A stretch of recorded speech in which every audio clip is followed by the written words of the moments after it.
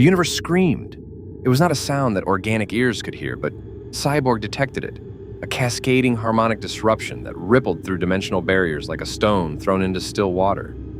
One moment, the Justice League had been coordinating a response to Darkseid's parademons over Metropolis.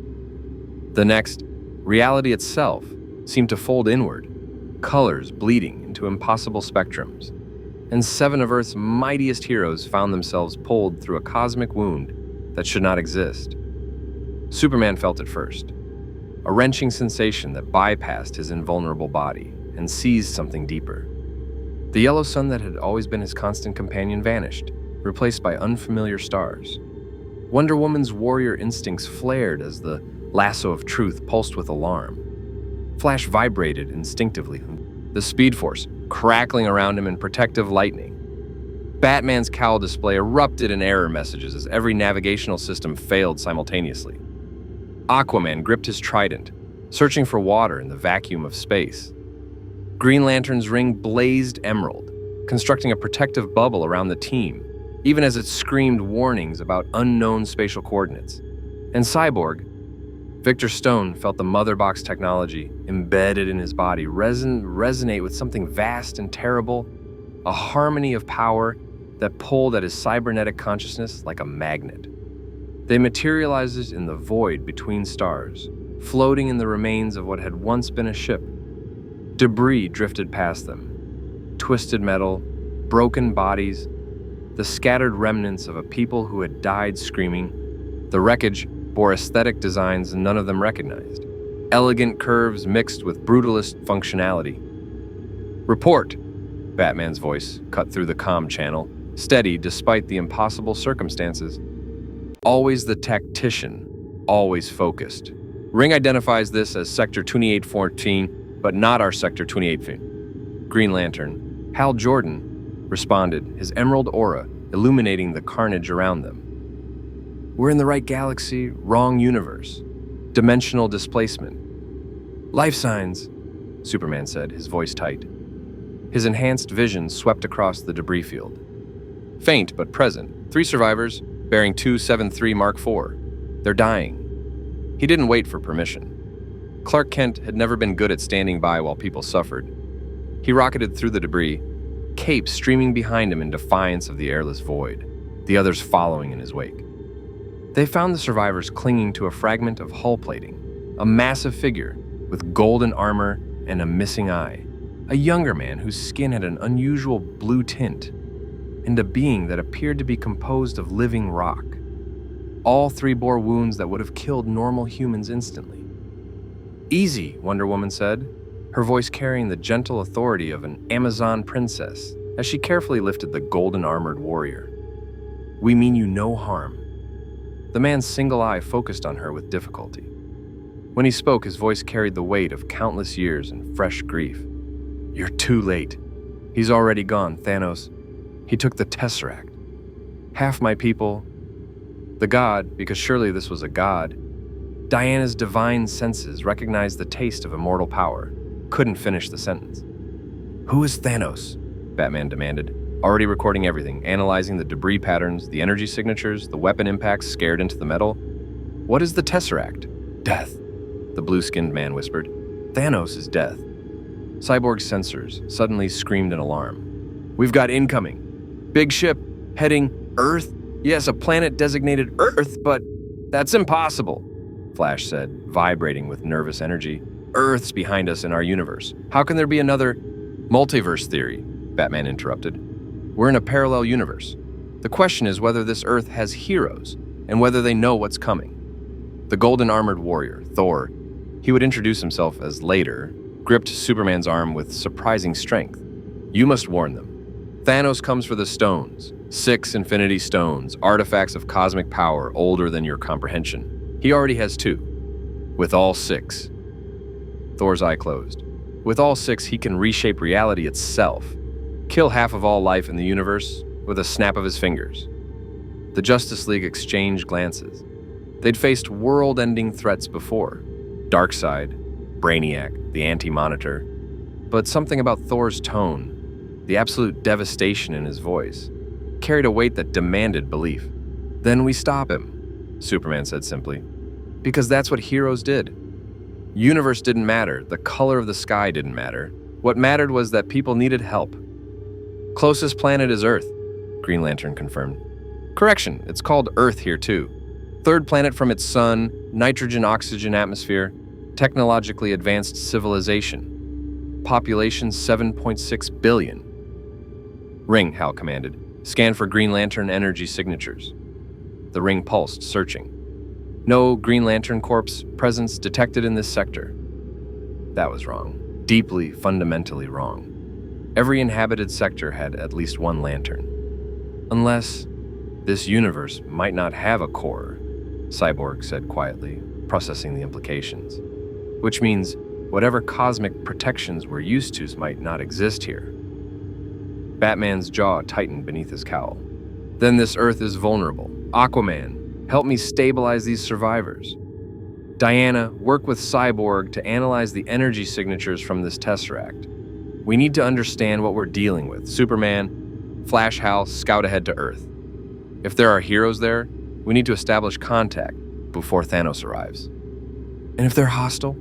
Flash asked. Then we deal with it, Wonder Woman said, her hand resting on her sword. But we don't abandon people to die simply because they're from another universe. The gods would never forgive such cowardice, and neither would I. Superman nodded, already accelerating toward the blue planet growing larger in the distance. Flash became a streak of red lightning, phasing through debris as he matched pace. Green Lantern's emerald trail cut through the darkness like a comet. Behind them, Batman worked on Thor's wounds with practiced efficiency, his mind already racing through contingencies. An alien warlord collecting cosmic artifacts. Half a population erased. And now the Justice League, displaced from their own reality, possibly the only thing standing between this universe and annihilation. He'd faced worse odds, barely. As Cyborg's sensors detected the energy signature of what his systems labeled as space stone radiation, Victor Stone felt the Mother Box technology in his body pulse with recognition. The Infinity Stones and the Mother Boxes, both ancient, both impossibly powerful, both dangerous in the wrong hands. Bruce, he said quietly, using Batman's real name because the moment demanded it. Whatever these stones are, they're calling to the Mother Box. I can feel it. They want to be together. Batman's eyes narrowed behind his cowl. Then we make sure they never are. If you want to see more epic crossover battles and alternate universe stories, then hit that subscribe button and drop the name of a character or team you'd want to see thrown into another universe in the comments below. The multiverse is vast, and we're just getting started. The debris field drifted in silence as the Justice League divided their forces. Somewhere ahead, on an Earth that wasn't quite their own, other heroes were about to learn that they weren't alone in the fight. And somewhere in the cosmos, a mad titan continued his terrible quest, unaware that 7 new pieces had just entered the game board. The universe had screamed when the Justice League arrived. Soon it would learn to scream louder. Superman broke atmosphere over the eastern seaboard at Mach 20. Sonic booms trailing behind him like thunder. The Earth below looked achingly familiar. The continents in the right places, oceans the proper blue, cities glittering with human ambition. But his enhanced hearing picked up subtle differences. Radio frequencies on unfamiliar bands, aircraft with designs he'd never seen, an underlying technological hum that felt almost alien despite its terrestrial origin. Hal, are you picking up anything unusual? Superman asked through the comlink Cyborg had hastily established before they'd departed. Define unusual in a universe that isn't ours, Green Lantern replied, his ring scanning the planet below with an overlapping grids of emerald light. I've got massive energy signatures, multiple locations. New York has something big underground. There's a facility in Virginia putting out serious power readings. And I'm detecting exotic particles over what my ring identifies as Wakanda, though it's flagging that nation as technologically incongruous with the rest of the continent. Flash phased into visibility beside them, vibrating at a frequency that kept him suspended in the mesosphere. Guys, I've been doing a speed scout of major cities. The tech here is weird, advanced in some ways, behind in others. But more importantly, I found something in New York. There's a building shaped like an A with energy signatures that read like a superhero clubhouse. Also, there's a wizard living in Greenwich Village with enough mystical wards to make Zatanna jealous. A wizard? Superman raised an eyebrow. Hey, we have Shazam, don't judge. Before Superman could respond, his super hearing caught something that made his blood run cold. A woman's scream cut short, then another and another, all from the same location, New York City, Greenwich Village. Contact, Superman said, already angling downward. Possible hostile action in progress. He accelerated, the air around him igniting with friction heat. Green Lantern and Flash followed, forming a triangle as they descended toward the source of the disturbance. Superman's X-ray vision penetrated clouds and buildings, focusing on the street below. What he saw defied easy explanation. A creature that looked like a twisted fusion of organic matter and alien technology stood in the middle of Bleecker Street, telekinetically lifting cars and civilians with casual contempt. Beside it, a taller, thinner being in dark robes gestured with elongated fingers, and the very air seemed to bend at its command. They were attacking a building, the same building Flash had identified, its mystical wards flickering under the assault. But they weren't alone. A man in red and gold armor, technological, not magical, Superman's enhanced vision confirmed, flew through the air on repulsor jets, unleashing energy beams at the aliens. Another figure in a red cape floated nearby, hands wreathed in golden mandalas of light that suggested sorcery. A third person, a woman with dark hair, moved with preternatural grace, deflecting alien attacks with gestures that bent reality itself. Heroes. This world had heroes. Superman landed first, his boots cratering the asphalt. The impact sent out a shockwave that staggered the alien creatures and drew every eye to him. "Need a hand?" he asked. The man in the armor, Iron Man, his HUD would identify him as seconds later, swiveled midair, repulsors charging. "Jarvis, please tell me you're getting readings on the flying brick who just made my entrance look unimpressive." "Unable to identify, sir," came the AI's response. "Energy signature is solar-based? Biological? This is highly irregular." The sorcerer, Dr. Stephen Strange, assessed Superman with eyes that had seen beyond the veil of reality. Those eyes widened fractionally. "You're not from here, not from this dimension." "Long story," Superman said, "but right now, you've got civilians in danger and two very ugly customers who need to be stopped. Explanations can wait." The taller alien, Ebony Maw, tilted its head with an expression that might have been amusement. "How curious. The universe provides new cattle for the slaughter. Thanos will be pleased to add your world to his collection, stranger." At the name Thanos, Superman's expression hardened. That's not going to happen. He moved. Even for those accustomed to superhuman speed, Superman's acceleration was breathtaking. One moment he stood on the street, the next his fist connected with Ebony Maw's chest with the force of a meteor strike. The alien flew backward, crashing through 3 buildings before Superman caught up and drove him into the ground hard enough to create a crater. "Stay down," Superman suggested. Ebony Maw rose, ichor dripping from its mouth, telekinesis wrapping around Superman like invisible chains. "Such power. Yes, you will make a fine offering to the Mad Titan." The chains tightened, matter itself compressing around Superman's body. For anyone else, it would have been instantly fatal. For Clark Kent, it was merely annoying. He flexed, and the telekinetic bonds shattered. "I've fought Darkseid," Superman said quietly. "Your Thanos doesn't scare me." Green Lantern arrived in a flash of emerald, his ring constructing a massive hammer that slammed into Cull Obsidian, the other alien, and sent it skidding across the pavement. "Justice League, reporting for duty. Who are the ugly guys?" "Thanos' children," Strange said, his hands weaving complex patterns. Golden chains materialized, wrapping around Ebony Maw. "They came for the Time Stone. I'd very much like to know why you know that name and why you're helping us." "Because half an hour ago, we watched Thanos murder hundreds of refugees," Flash said. Appearing beside Strange in a crackle of lightning, he was vibrating, making himself difficult to target, his eyes scanning for civilians who needed evacuation. "We're from another Earth, another universe, and we're here to stop him." Iron Man's faceplate retracted, revealing Tony Stark's face, skeptical, calculating, and more than a little stressed. Okay, that's a lot to unpack. Other universe, sure, why not? It's been that kind of week. But if you know about Thanos, then you know he's collecting Infinity Stones. Batman's voice cut through the comlink, transmitted through cyborg systems to the Justice League's equipment. 6 artifacts of cosmic power. He already has 2, the Space Stone and the Power Stone. Based on the energy signatures we've analyzed from the debris field, the Time Stone you're protecting is his next target. Tony's arc reactor flared as his HUD linked into the comm signal, tracing it back to somewhere in orbit. Okay, that's impressive and terrifying. You hacked into my private channel in about 3 seconds. I'm going to need to have words with you about digital boundaries. Later, Batman said. Right now, you need to evacuate this area. These 2 aren't Thanos' full force. They're advanced scouts. The real assault is coming. As if summoned by Batman's words, the sky darkened. Not with clouds, but with a massive ship that phased into visibility above New York.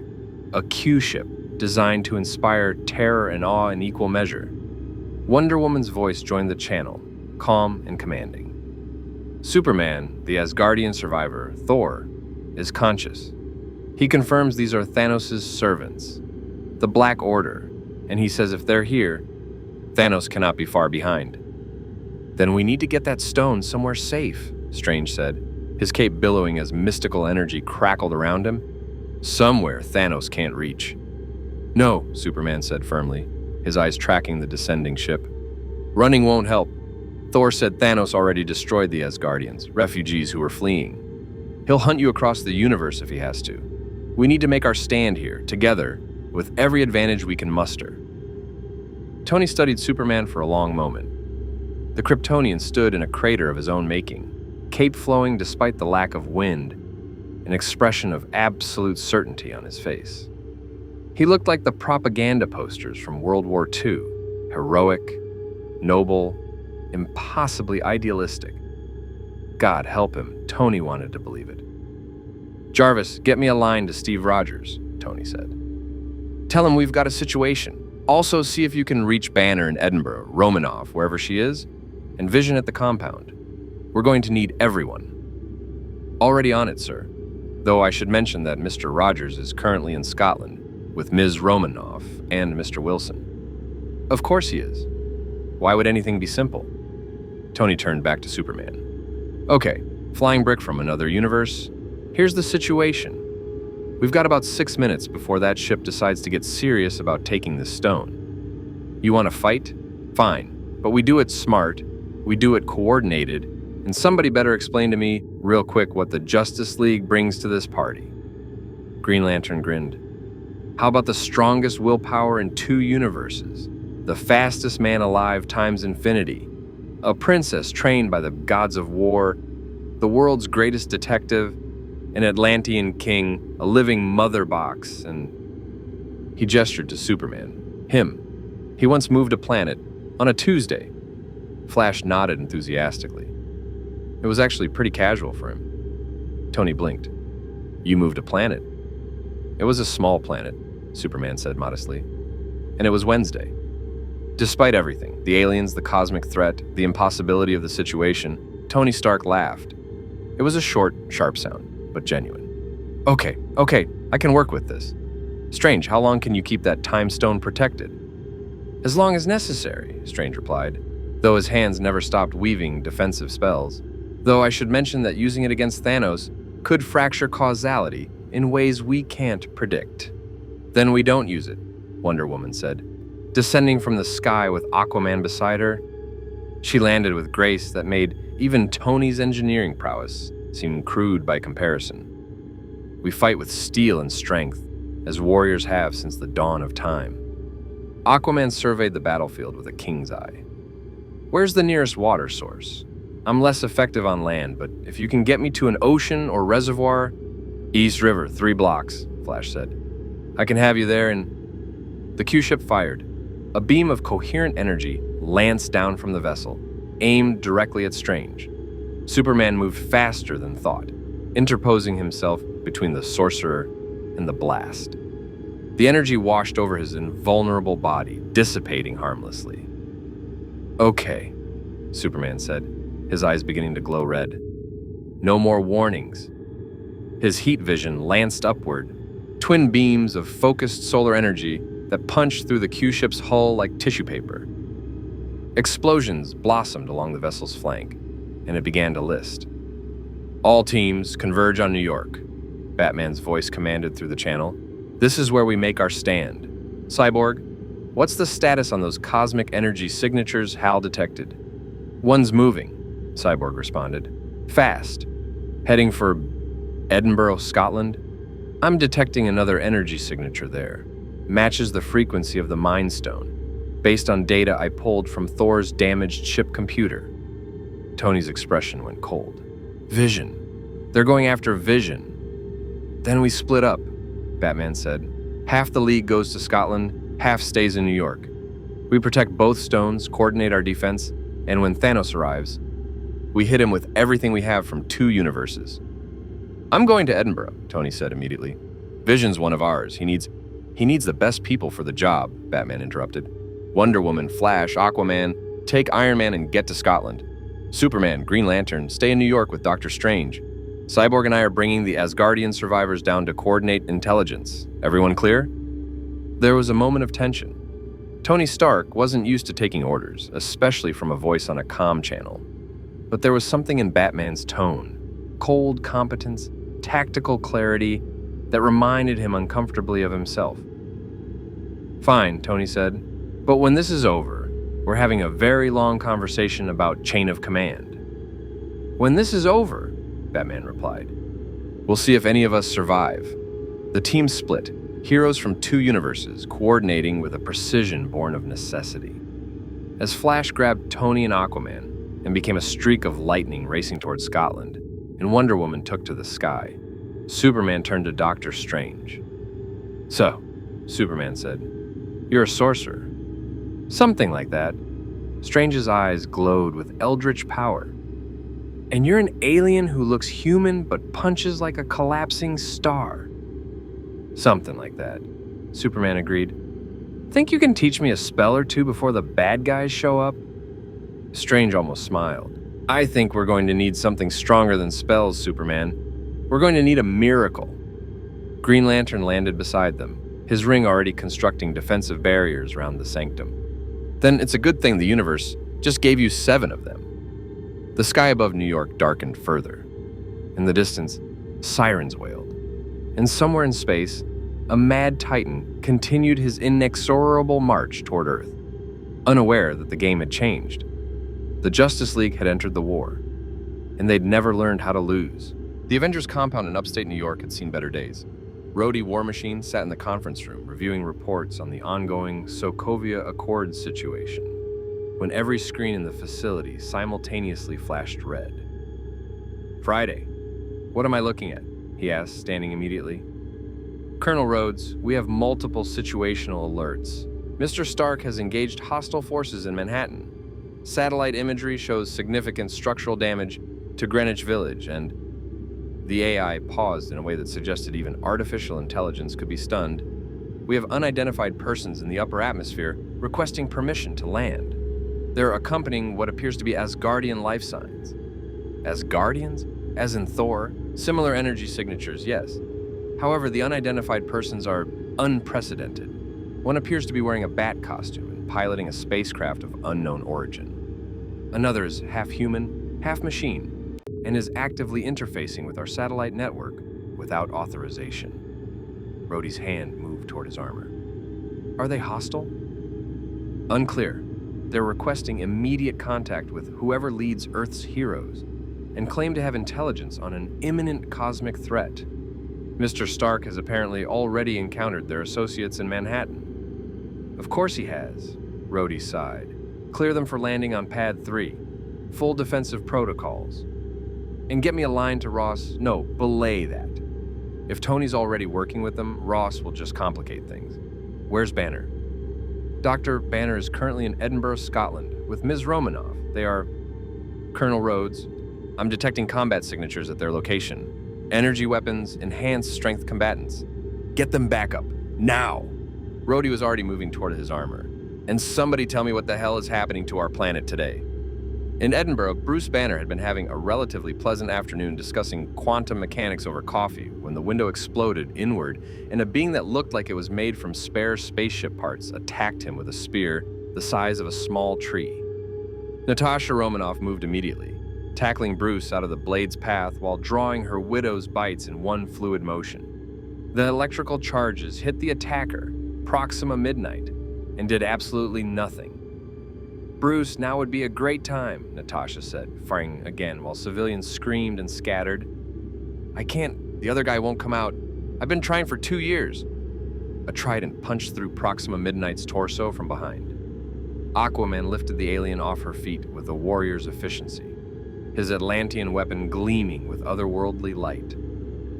Your friend said you might need assistance, he said, in an accent that suggested ancient royalty. Arthur Curry, King of Atlantis, though apparently not the Atlantis you're familiar with. Natasha's training kept her expression neutral, but her mind raced. Another enhanced, unknown origin. But he'd just saved their lives. Explain later. Fight now? She suggested. Excellent tactical assessment, Aquaman agreed, spinning to block a strike from Corvus Glaive, Proxima's mate. The two weapons met with a sound like thunder. Then the cafe wall exploded as Wonder Woman crashed through it, dragging Corvus with her. She slammed him into the ground hard enough to crack the foundation, her knee on his chest, her sword at his throat. Yield, she commanded, and there was something in her voice, ancient authority, divine mandate, that made even Corvus hesitate. That's when Tony Stark arrived in a shower of repulsor fire, his armor reconfigured to the bleeding edge Mark 50. Okay, so weird thing about today, turns out parallel universes are real, and they sent their A-team to help. Bruce, Nat, meet Wonder Woman and Aquaman. Apparently they're here to stop Thanos, same as us. Thanos? Bruce's face went pale. Tony, Thanos is bad news, I know. Big purple guy, wants to kill half the universe, has a weird obsession with balance. Thor filled me in, or rather, the other people from another universe who are currently landing at the compound filled me in after they rescued Thor from space. A red and gold blur materialized into Barry Allen, who waved cheerfully despite being slightly out of breath. Hi, Flash. The Flash. One of them, anyway. There's probably a Flash in your universe, too, but that's a whole multiverse conversation we can have later. Right now, we've got 2 more of Thanos' kids incoming, and I'm told there's someone called Vision who has an Infinity Stone in his head. That seems like a really bad design choice. Just saying. Natasha processed this with her usual efficiency. Tony, please tell me you're not trusting unknown, enhanced individuals just because they claim to be heroes from another dimension. Normally, no, Tony admitted. But one of them moved at light speed, another one took a shot from an alien warship that would have vaporized Strange, and their detective already hacked Friday's systems and left me a detailed file on Thanos that includes intelligence we couldn't have possibly obtained. Also, they saved Thor's life, so I'm willing to give them the benefit of the doubt for the next, he checked his HUD, until we're all dead or victorious. Wonder Woman released Corvus, but kept her sword ready. Your friend is right to be cautious. Trust must be earned.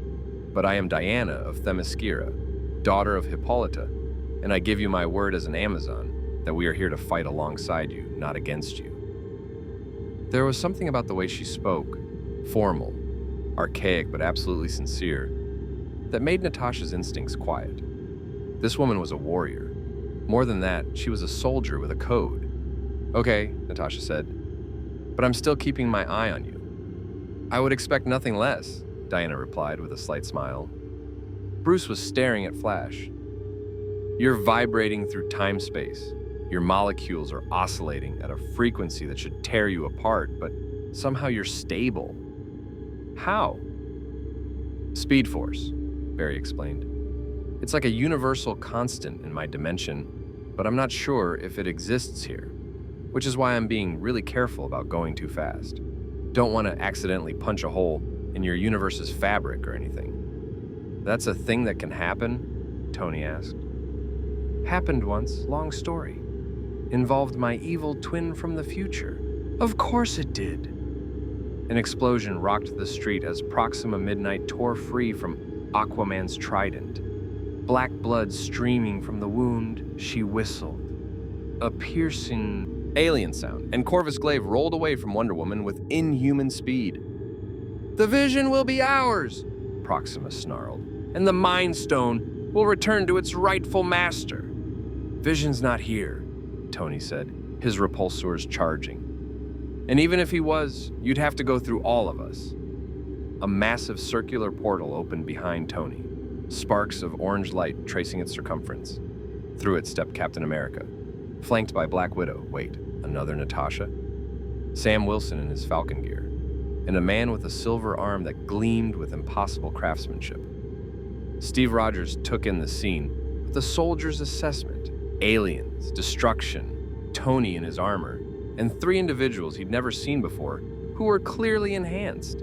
"Oh, Tony," Steve said, and there was history in that single word: hurt, anger, and beneath it all, the bones of an old friendship. "Cap," Tony replied, equally weighted. "Bad time for a reunion. We've got aliens trying to steal an Infinity Stone, and apparently the universe decided to send us backup from another dimension. Meet Wonder Woman, Aquaman, and the Flash. They're the good guys. Probably." Steve's eyes narrowed, but he'd learned to trust Tony's judgment on enhanced individuals, eventually. "Where's Vision?" "Upstate, at the compound with Wanda." Tony's voice tightened, "Which is exactly where these two are trying to go." "Then we stop them here," Steve said, raising his shield, a perfect circle of vibranium that had defended freedom for decades. Wonder Woman's eyes lit with recognition. "Your shield, the metal, it sings of the earth, but refined beyond mortal capability." "Vibranium," Steve said. "Strongest metal on Earth." "Second strongest," Aquaman corrected. "Atlantean steel would..." He caught Natasha's look. "Different conversation for different time. Right now we have hostiles." Proxima and Corvus exchanged glances. 2 targets had become 7, and 2 of these new arrivals radiated power that even Thanos' Black Order could recognize as dangerous. "The Master will have his stones," Corvus said. "Today or tomorrow, here or elsewhere. It is inevitable." "Nothing's inevitable," Steve said, and his voice carried the weight of a man who'd watched the universe try to break him and failed. "We've been fighting inevitable since 1942. Haven't lost yet." Flash leaned toward Tony. "I like him. He's got that whole inspiring speech thing down."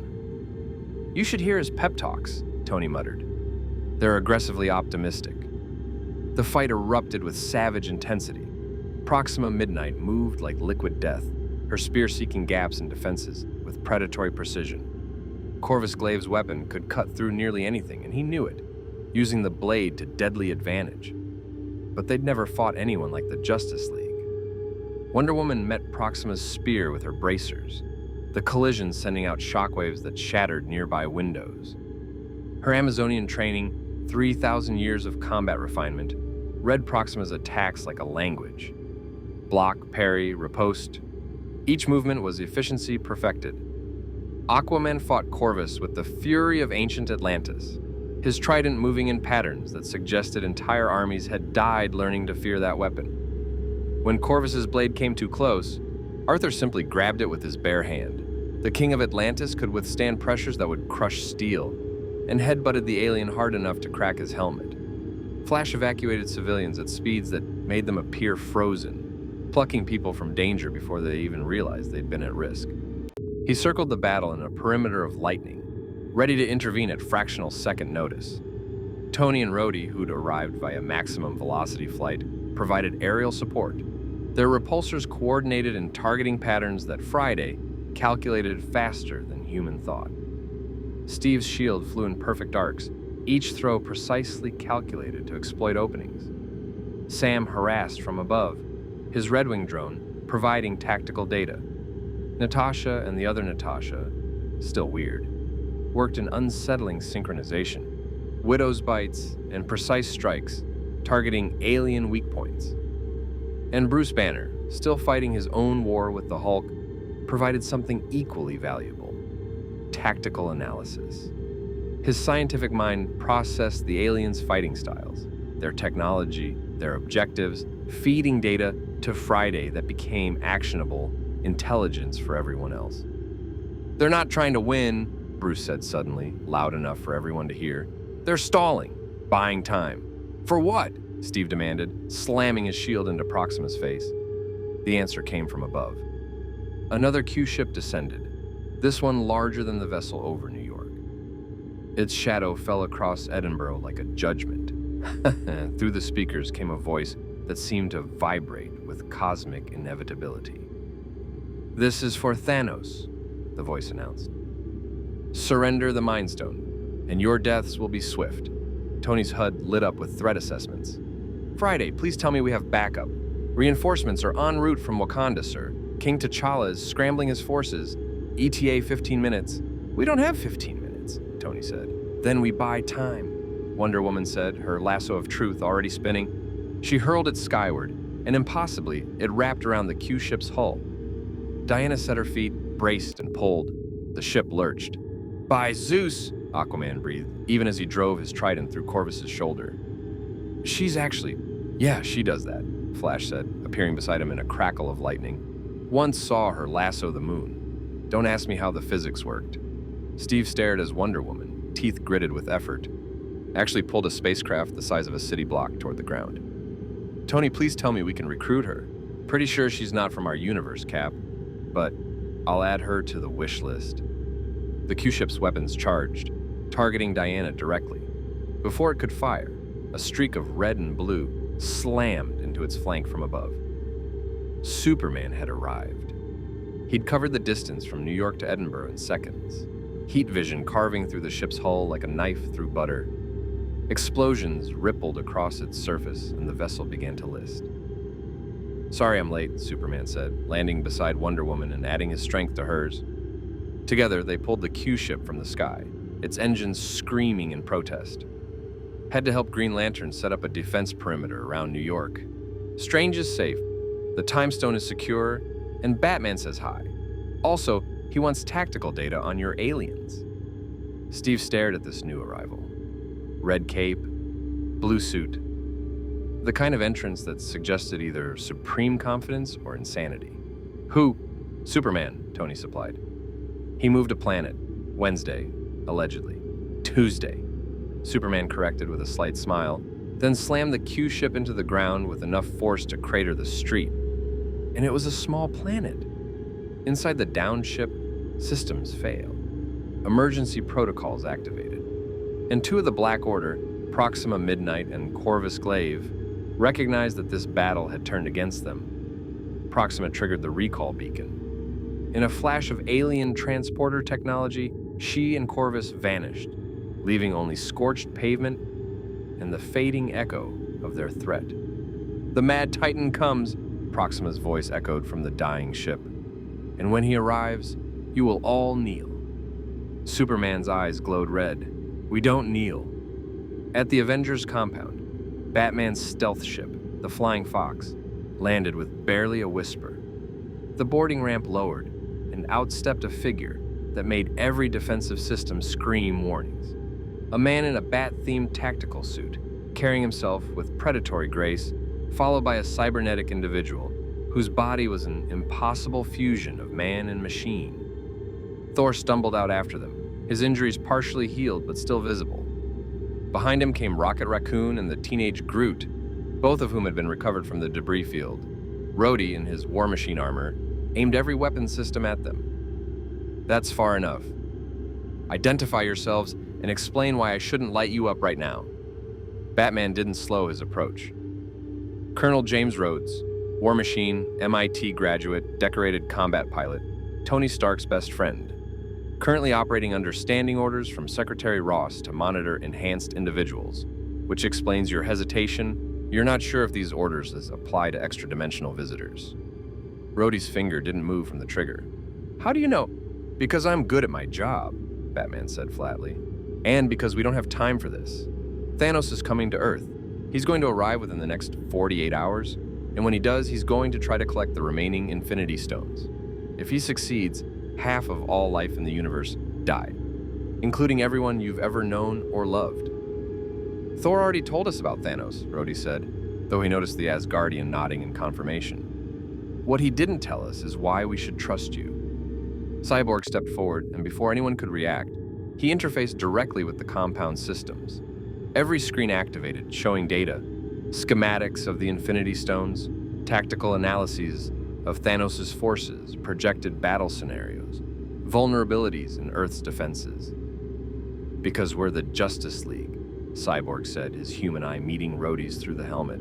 And where we come from, we don't let worlds die, not even worlds that aren't our own. A hologram flickered to life, Wonder Woman's image transmitted from Edinburgh. Colonel Rhodes, I am Diana of Themyscira. I have fought alongside your people in Scotland. Your Captain America is a man of honor. Your Iron Man, while frustrating, is a skilled warrior, and your planet is worth defending. We ask nothing but the chance to stand beside you in this fight. Rhodey looked at Thor. Odin's son, are they legit? Thor, king of Asgard, god of thunder, managed a weak smile. They pulled me from the void when I was dying. They're attempting to warn a universe that isn't their own about a threat they didn't have to fight. I would call that legitimate, yes. Rhodey's weapons powered down slowly.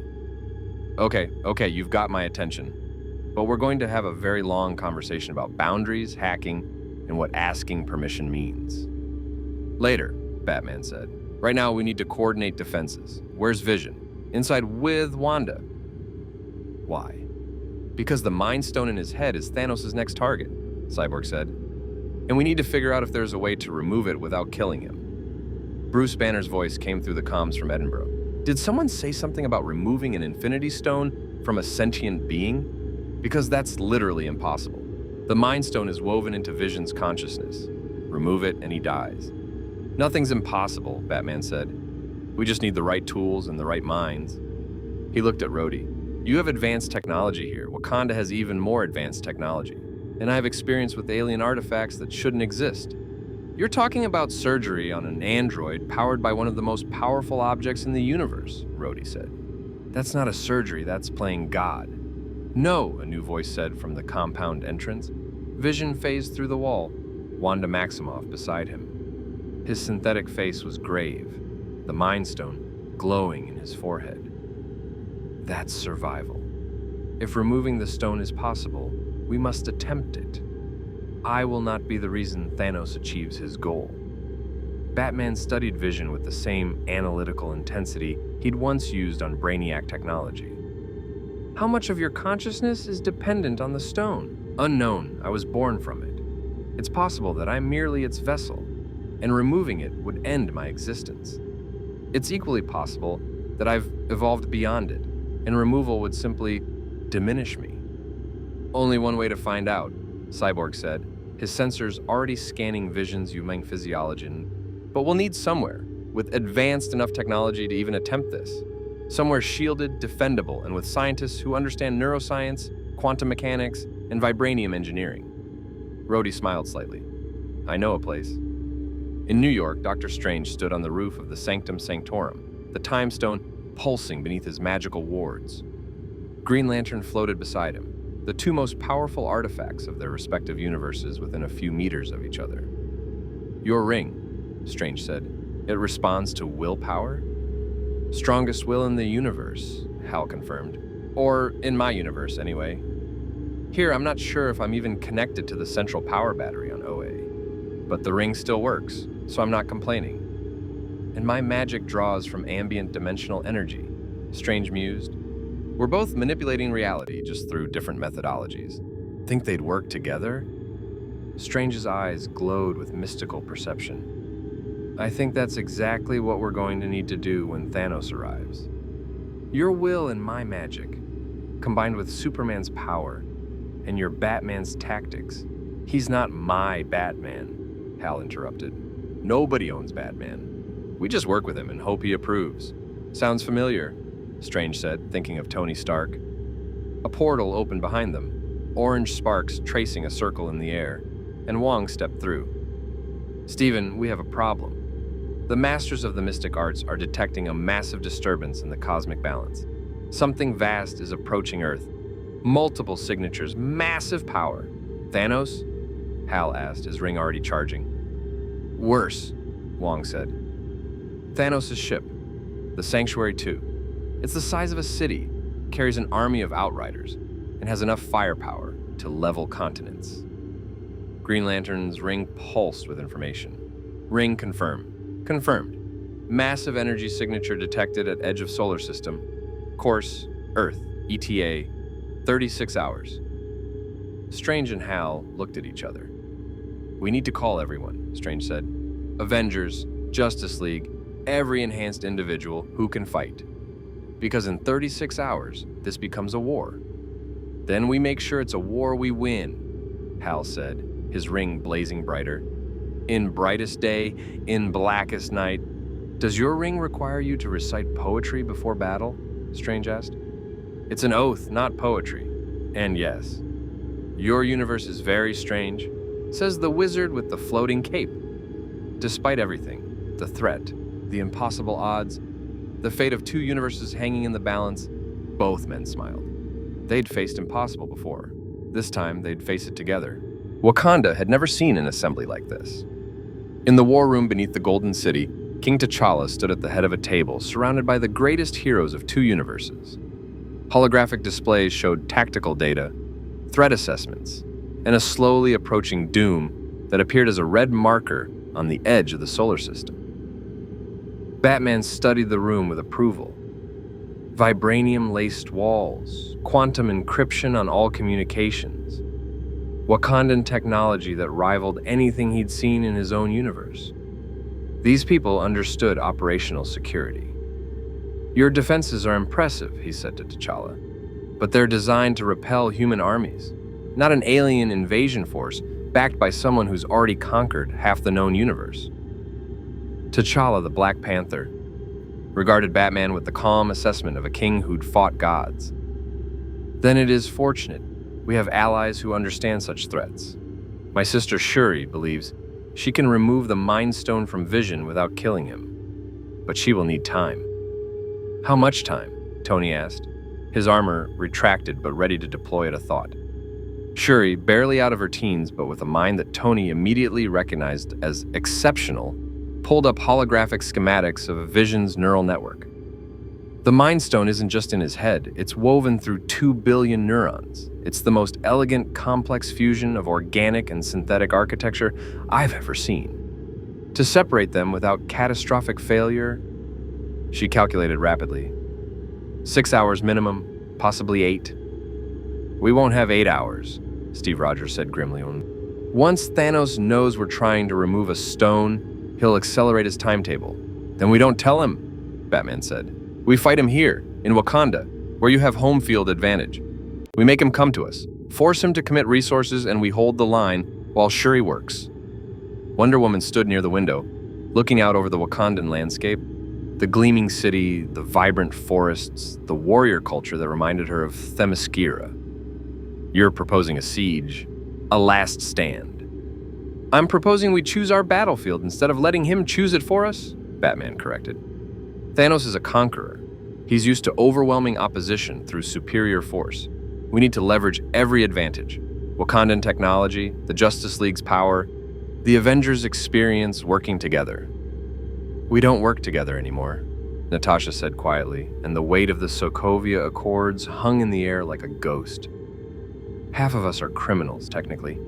The other half are government assets. That makes coordination complicated. Then uncomplicated, Aquaman said bluntly, his trident resting against the wall. I've ruled Atlantis for years. Politics, treaties, alliances, they matter in peacetime. In war, only one thing matters: standing beside warriors you trust when the darkness comes. He looked at Steve, then at Tony. Whatever divided you, put it aside, because when Thanos arrives, he won't care about your politics. Steve and Tony exchanged glances.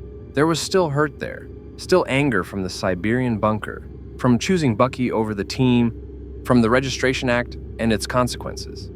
But there was also recognition. They'd both seen too much death to let pride kill billions.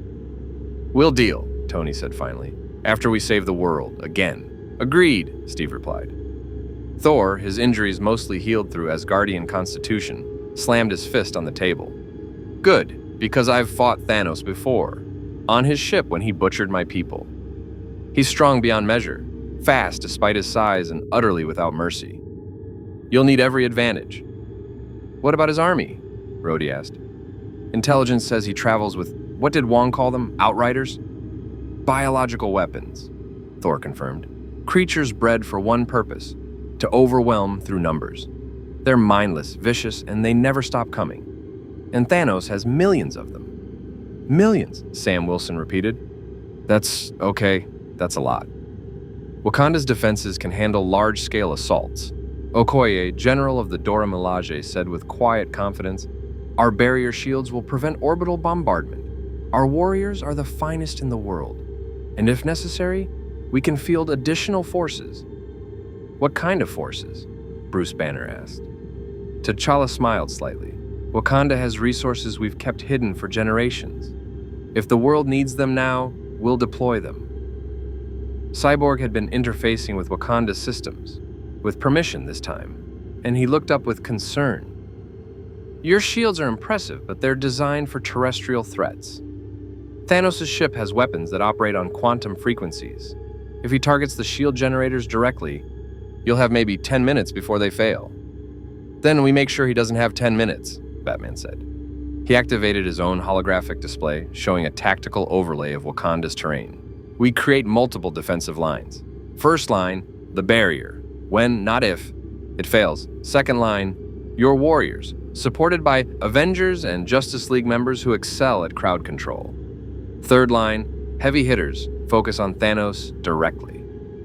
Who counts as a heavy hitter? Wanda asked. Superman can bench press planets, Flash offered helpfully. Wonder Woman fought Ares, the literal god of war. Thor's the god of thunder. Hulk, if we can get him to show up, is, well, Hulk. That's your primary strike team against Thanos. Don't forget Vision, Tony added. Once he's stone free, he's still a vibranium android with density manipulation and energy projection. If I survive the procedure, Vision said quietly. Wanda's hand found his. You will, she said with absolute certainty. Batman continued. The Black Order, Thanos' elite warriors, are another concern. We've already faced 4 of them. Intelligence suggests there may be more. There are, Thor confirmed. Thanos commands the 5 members of the Black Order. Ebony Maw, Cull Obsidian, Corvus Glaive, Proxima Midnight, and one more we haven't seen yet. Fantastic, Tony muttered. Mystery boss fight, my favorite. We assign counter teams, Batman said. Each Black Order member gets matched with Justice League and Avengers members best suited to exploit their weaknesses. Flash and Falcon can handle aerial harassment. Aquaman and Black Panther can lead ground forces. Green Lantern provides battlefield control and hard-light constructs for defensive positions. And what do you do? Tony asked, genuine curiosity in his voice. No offense, but you're just a guy in a bat suit. Everyone else here has powers, super tech, or is literally a god. What's your role? Batman's eyes narrowed behind his cowl. I'm the world's greatest detective. I analyze patterns, exploit weaknesses, and ensure people like you don't get yourselves killed because you're too arrogant to see the trap until it closes. Tony blinked. Okay, that was weirdly specific. You fight with your ego, Batman said flatly. It makes you predictable. Thanos will use that. So will I, if it means keeping you alive. An uncomfortable silence settled over the room. Even Steve looked impressed by Batman's brutal honesty. I like him, Natasha said. He's like if you and Fury had a very dark child who decided capes were intimidating. I really don't like these comparisons, Tony said. Shuri raised her hand. If we're done with the testosterone display, I need Vision in my lab. Now. Every minute we delay is a minute I don't have to save his life. Vision stood. Then let's not waste time. As Shuri, Vision, and Wanda left, Bruce Banner cleared his throat. There's one more problem we haven't addressed. The Hulk. He won't come out. I've been trying since the ship, and he's just refusing. Why? Wonder Woman asked. Because Thanos beat him, Bruce said quietly. On the Asgardian ship. before Thor called for help. Thanos beat the Hulk so badly that for the first time in years, Hulk was scared, and now he won't surface. Superman considered this. Fear is natural, even for the strongest among us. But courage isn't the absence of fear, it's acting despite it. Great philosophy, Bruce said. Doesn't change the fact that I'm just a guy with 7 PhDs in a room full of actual warriors. 7 PhDs means you're the smartest person here, Batman said. That's a weapon. Use it. Thor leaned forward. Banner, when we face Thanos, I want you beside me. Not the Hulk. You. Because the man who understands gamma radiation, quantum mechanics, and refuses to give up despite being terrified, that man is exactly who we need. Bruce looked around the room, at heroes from 2 universes, all of them choosing to believe in him even when the Hulk wouldn't come out. It didn't make the fear go away, but it made it bearable. Okay, he said. Okay. I'll try. In Shuri's lab, Vision lay on an examination table while holographic displays mapped every neuron, every quantum connection between his synthetic brain and the Mind Stone. This is remarkable, Shuri breathed, her hands dancing through the holograms. You're not just powered by the stone, you've evolved around it. It's like trying to remove someone's heart while keeping them alive. Then perhaps we shouldn't, Vision began. I didn't say impossible, Shuri interrupted with a grin. I said remarkable. There's a difference. Wanda watched from the corner, her powers crackling around her fingers. How long? The procedure, 6 hours minimum. But I'll need to map everything first. Find the connections I can sever safely versus the ones that would kill him. Shuri pulled up another display. The Mind Stone isn't just consciousness, it's memory, personality, emotional response. We can't just yank it out. We need to gradually transfer those functions to Vision's vibranium neural matrix. Like teaching someone to walk without a crutch, Wanda said. Exactly like that. Except the crutch is an infinity stone, and falling means death. Shuri paused. No pressure. Vision managed a slight smile. I have complete faith in your abilities, Princess. You should. I'm the smartest person in Wakanda. She glanced at Wanda. You should prepare yourself. When Thanos comes, we'll need your power on the battlefield. I know you want to stay with Vision, but I'll do what's necessary, Wanda said, though her eyes never left Vision's face. I always do. On the roof of the Wakandan palace, Superman and Thor stood together, looking out at the setting sun. Your world is beautiful, Superman said. Different from mine, but beautiful nonetheless. You've traveled between universes before? Thor asked. Something like it. Faced threats that span dimensions. Superman's eyes reflected the dying light. But I've never felt quite this far from home. In my universe, I know the rules. I know Earth's heroes, its villains, its rhythms. Here, everything is familiar, but wrong. Like looking in a mirror that shows someone else's reflection. I know something of displacement, Thor said quietly. I've lost my people, my hammer, my home. Asgard is gone.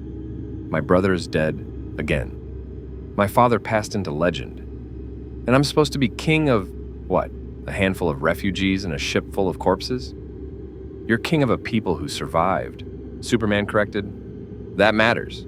Maybe more than the throne or the crown. You kept them alive when everything fell apart. Thor studied the Kryptonian. You speak as one who understands leadership. I try to, not always successfully. Superman's jaw tightened. In my world, people look at me and see a god. Invulnerable, powerful, perfect. They don't see the alien who's terrified of failing them, who knows that for all his strength, he can't save everyone. Heavy is the head that wears the cape, Thor said. Something like that. They stood in companionable silence, 2 beings of immense power, both carrying the weight of worlds on their shoulders. When Thanos comes, Thor said finally, he'll target you first. He recognizes power, and you radiate it. He'll want to eliminate the biggest threat before dealing with the rest. Good, Superman said simply, and let him come for me. Every second he spends fighting me is a second Shuri has to save Vision. Every attack I absorb is one your people don't have to. That's a death wish dressed up as heroism. No, it's calculation dressed up as sacrifice. Superman's eyes glowed faintly red, The power always there, always ready. I've fought Darkseid, Doomsday, Brainiac. I've gone toe-to-toe with gods and monsters. Thanos might be the strongest thing your universe has ever produced, but I'm the strongest thing mine has. So let him bring everything he's got. I'll still be standing. Thor grinned, and for the first time since the destruction of his people, it reached his eyes. You know, Superman, I think you and I are going to get along famously, assuming we survive. We'll survive, Superman said with absolute conviction, because failure isn't an option. In the war room, Batman and Tony Stark stood alone, reviewing tactical data. The others had dispersed to prepare, weapons checks, power assessments, quiet moments before the storm. You hacked Friday, Tony said, not looking up from his display. My personal AI. The one with encryptions that took me 6 months to design. 3 minutes to break, Batman replied. Your security is impressive for human technology, but I've dealt with Brainiac-level encryption. Yours was manageable. Tony finally looked at him. You're insufferable. So I've been told. And arrogant. Pot, kettle. Tony almost smiled. Fair point. He pulled up a schematic of Thanos' ship. What are our actual odds? Not the inspirational speech version. The real numbers. Batman was silent for a moment, calculating. 20%, maybe less. That's what I figured. Tony sighed. You know what the worst part is? I saw this coming. Years ago, I had a vision. Chitauri invasion, all my friends dead, Earth in ruins. I've been preparing ever since. Built the Iron Legion, pushed for the Sokovia Accords, tried to create Ultron to protect the world. And every time it backfired. Every time I made things worse. Because you tried to do it alone, Batman said. You're brilliant, Stark. Probably the smartest person in your universe. But brilliance without trust is just paranoia with good and you're different?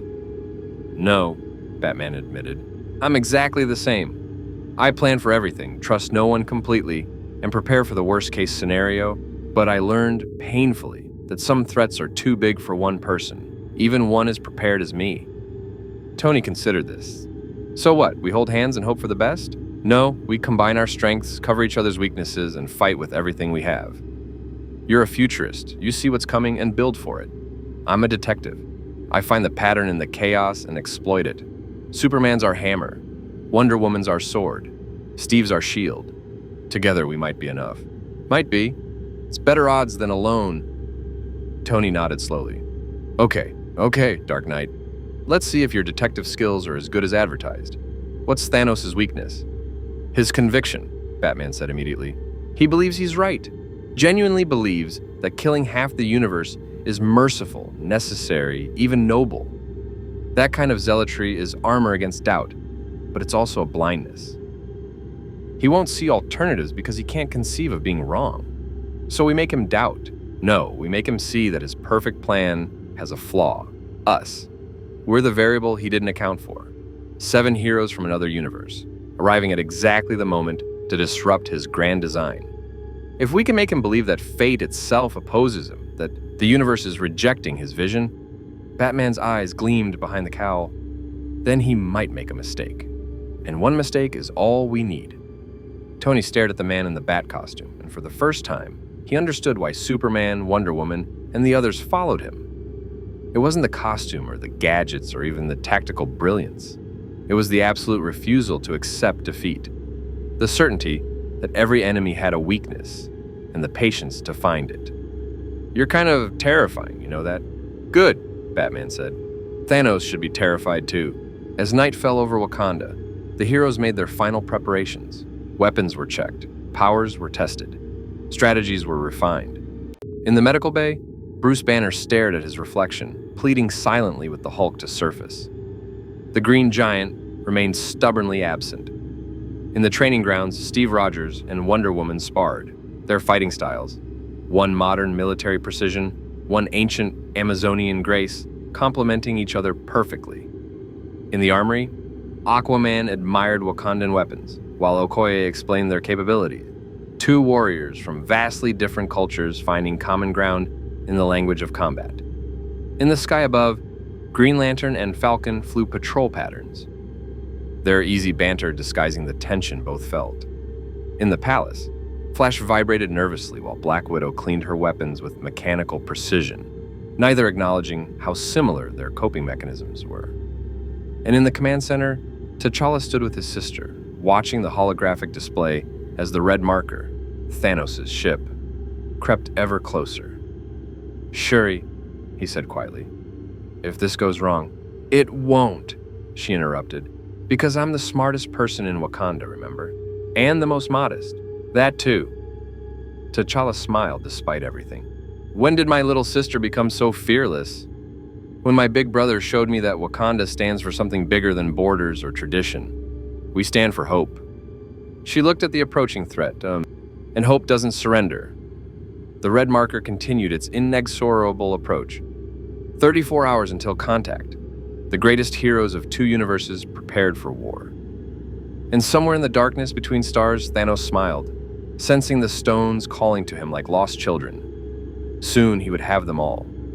Soon balance would be restored. Soon the universe would thank him, or it would die trying to stop him. 28 hours until contact. The Benatar, the Guardians of the Galaxy's ship, limped toward Wakanda with its engines sputtering and half its systems offline.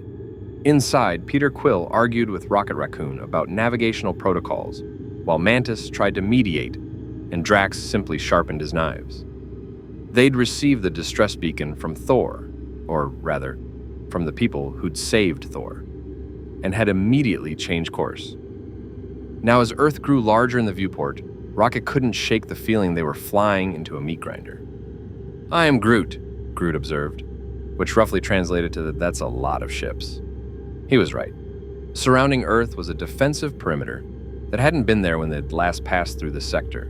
Wakandan vessels, Ravager ships that Rocket recognized, and several craft with designs he'd never seen, sleek, advanced, and bristling with weapons that registered as unknown technology on his scanners. "Attention, approaching vessel!" A voice crackled through their comms, female, accented, professional. "You are entering a restricted military zone. Identify yourself immediately or be fired upon." Whoa. Quill grabbed the comm. "This is Peter Quill? Star-Lord? The legendary outlaw? We're friends of Thor, the big blonde guy with the god complex. He sent us a distress signal." A pause, then, "Star-Lord, Thor mentioned you. He said you were, quote, an idiot with a spaceship and delusions of adequacy." Rocket snickered.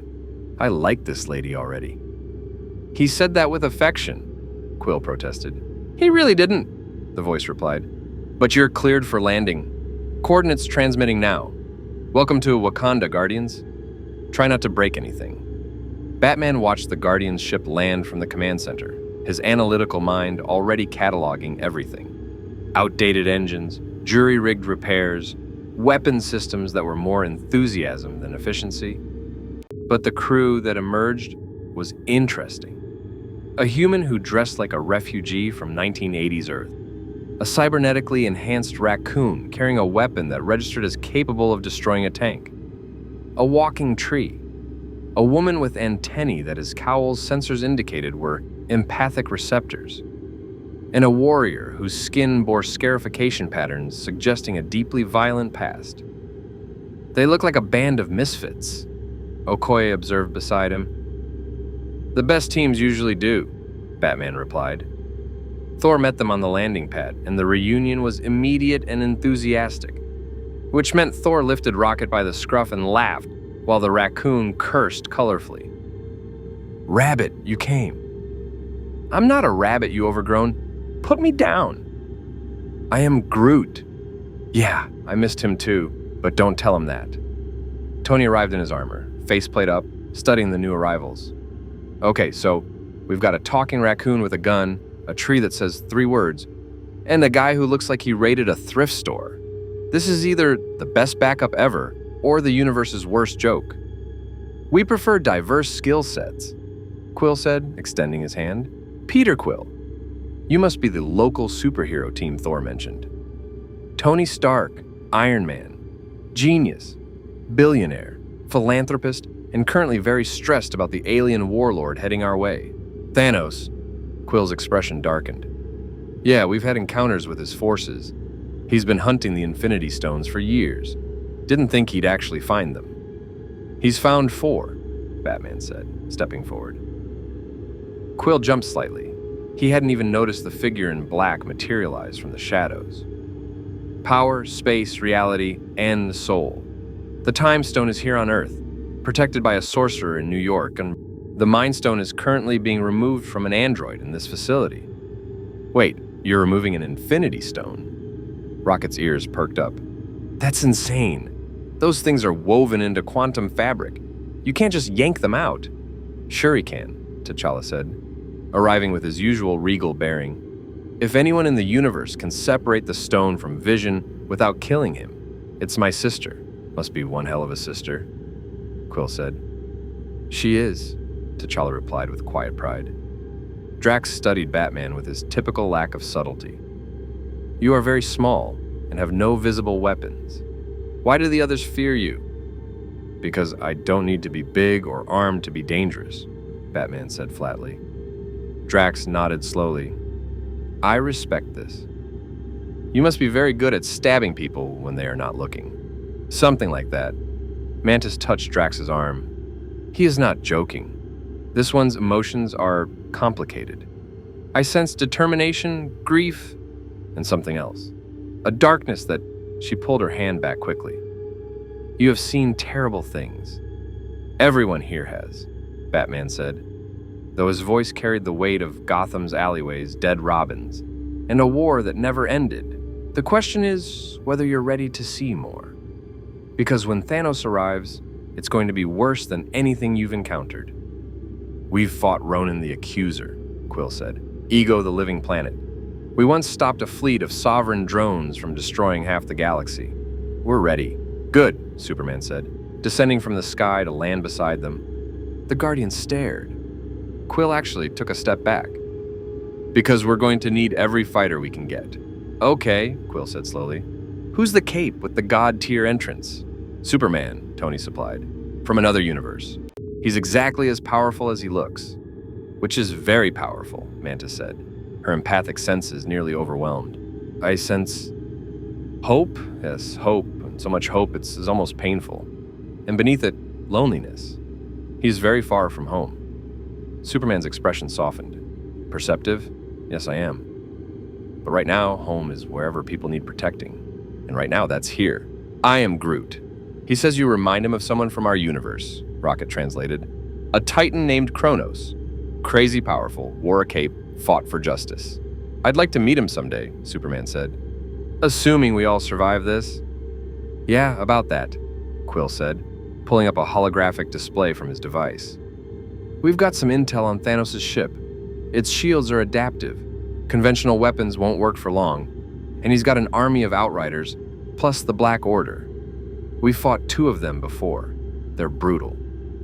We've fought 4 of them, Wonder Woman said, joining the group. Quill's eyes widened. Apparently, warrior princesses from another dimension were still impressive, even in a universe with gods and aliens. They're skilled but overconfident. We can beat them. Maybe, Rocket said, his tactical mind already running calculations. But Thanos himself, that's different. He's personally killed trillions. I've seen worlds he's balanced. It's not pretty. Then we make sure he doesn't balance Earth, T'Challa said firmly. This is our home, our people, and we will defend it with everything we have, 15 hours until contact. In Shuri's lab, the procedure was entering its critical phase.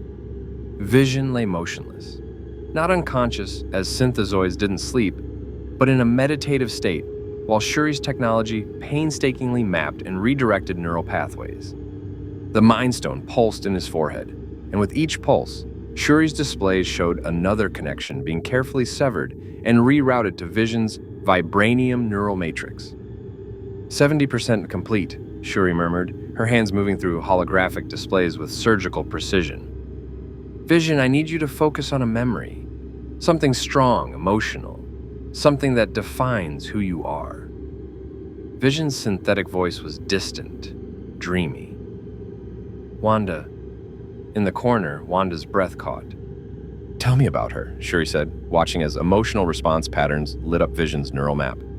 She is everything the Mind Stone said humans could be, powerful yet gentle, scarred yet hopeful. She has seen the worst of humanity and still chooses to protect it. When I look at her, I understand what it means to be alive. Not merely functional, but alive. The Mind Stone pulsed brighter, and Shuri frowned. The stone is reacting to your emotional state. It's fighting the separation. Vision, I need you to focus on logic, not emotion. But logic is insufficient, Vision said. The stone gave me computational power, processing speed, energy manipulation, but Wanda gave me purpose. If I must choose between the stone's power and her presence, the choice is simple. You're not choosing, Wanda said, moving closer despite Shuri's warning gesture. You're evolving. The stone was your beginning, but it's not your end. You're more than an Infinity Stone's vessel, Vision. You're you. The Mind Stone's pulsing slowed. Interesting, Shuri breathed. Her presence stabilizes you. It's like the stone recognizes her power. Similar frequency, similar origin. Wanda, stay there. Keep talking to him. So Wanda did, her voice low and steady, speaking of Sokovia and loss, of finding family in the Avengers, of learning to control power that terrified her, of meeting a synthetic man who somehow understood her better than anyone organic ever had. And slowly, painfully, the Mind Stone began to separate. 8 hours until contact. The war room was packed. Avengers, Justice League, Guardians, Wakandan leadership, and several new arrivals. Tony had called in as favors, James Rhodes in his war machine armor, a woman named Carol Danvers, who'd just returned from deep space and apparently could fly through stars, and a teenager in a red and blue suit who called himself Spider-Man and wouldn't stop asking Superman questions about his cape's aerodynamics. Okay, Tony said, commanding the room's attention. Let's review the plan one more time because I'd really like to not die today. Batman? Batman activated the tactical display. Thanos' ship will attempt orbital bombardment first. Wakanda's shields will hold for approximately 8 to 12 minutes based on Cyborg's calculations. During that time, Green Lantern, Superman, Captain Marvel, and Iron Man will engage the ship directly. Your goal isn't to destroy it. You won't have time. Your goal is to disable its primary weapons and force Thanos to deploy ground forces. Which is when things get really fun, Rocket said sarcastically. Ground forces arrive, shields fail, Batman continued. Ground teams engage. Wakandan warriors form the primary defensive line. Avengers and Guardians provide superhuman support. Justice League heavy hitters, Superman, Wonder Woman, Aquaman, form the vanguard against the Outriders. What about the Black Order? Steve asked. Assign teams, Batman said. Pulling up individual profiles. Ebony Maw is telekinetic and tactical. Counter team. Doctor Strange and Scarlet Witch. Both use reality manipulation abilities that can nullify his telekinesis. Flash provides rapid extraction if either is compromised. Cull Obsidian is brute force, Batman continued. Counter team. Hulk. If Banner can convince him to appear, Thor, and Drax. Match strength with strength. I am Groot. Yes, you can help, Rocket translated. Proxima Midnight and Corvus Glaive work as a pair, Batman said. Counter team. Captain America, Black Panther, Winter Soldier, and Black Widow, close quarters specialists who can match their coordination. That leaves the fifth member we haven't encountered, Wonder Woman noted. And Thanos himself, Thor added grimly, who will carve through everyone until he reaches the Mind Stone. Which is why our ace in the hole is timing, Tony said. Shuri completes the procedure, removes the stone, and we destroy it before Thanos can collect it. No. Vision's voice came through the comm system. He'd been listening from the lab. You must destroy me with the stone still attached if Shuri cannot complete the procedure in time. I will not be the reason half the universe dies. We're not destroying anyone, Steve said firmly. We're going to hold the line, give Shuri the time she needs, and we're all going to walk away from this. Optimistic, Batman said, but operationally unsound. We need contingency plans. If Thanos reaches Vision before the procedure completes, then I'll stop him, Superman said quietly. Every eye in the room turned to him. Thor says Thanos is strong. Fine. So am I. He says Thanos is fast. I'm faster. He says Thanos is determined. So am I. Give me Thanos, and the rest of you handle everything else. Superman, Batman began. Even you can't. Yes, I can, Superman interrupted, and there was steel in his voice. I've fought Darkseid across multiple dimensions. I've moved planets, restarted stars, and broken gods. Thanos is strong, but he's not invincible. And I will not let him kill half of this universe just because he thinks he's right. Thor studied the Kryptonian with something approaching awe. You truly believe you can defeat him? I believe I have to try, Superman replied. Because if I don't, who will? All of us, Steve said. Together. And that's what Avengers do. That's what heroes do. He's right, Wonder Woman said, her hand on Superman's shoulder. You are the strongest among us, my friend. But even you cannot carry this burden alone. We stand together, or we fall together. Superman looked around the room, at heroes from 2 universes, all of them willing to fight, to bleed, to die for a world that wasn't even his own. And he understood, perhaps for the first time since arriving in this reality, that he wasn't alone. Together, then, he said. Together, the room echoed. 3 hours until contact. Peter Parker sat on the roof of the Wakandan palace, his mask off, looking at stars that weren't quite the ones he knew. Beside him, Barry Allen vibrated slightly, the Speed Force crackling around him in nervous energy. First time? Barry asking. First time what? Facing something that might actually kill you. Peter was quiet for a moment. I fought the Vulture, helped the Avengers in Germany, but this is different.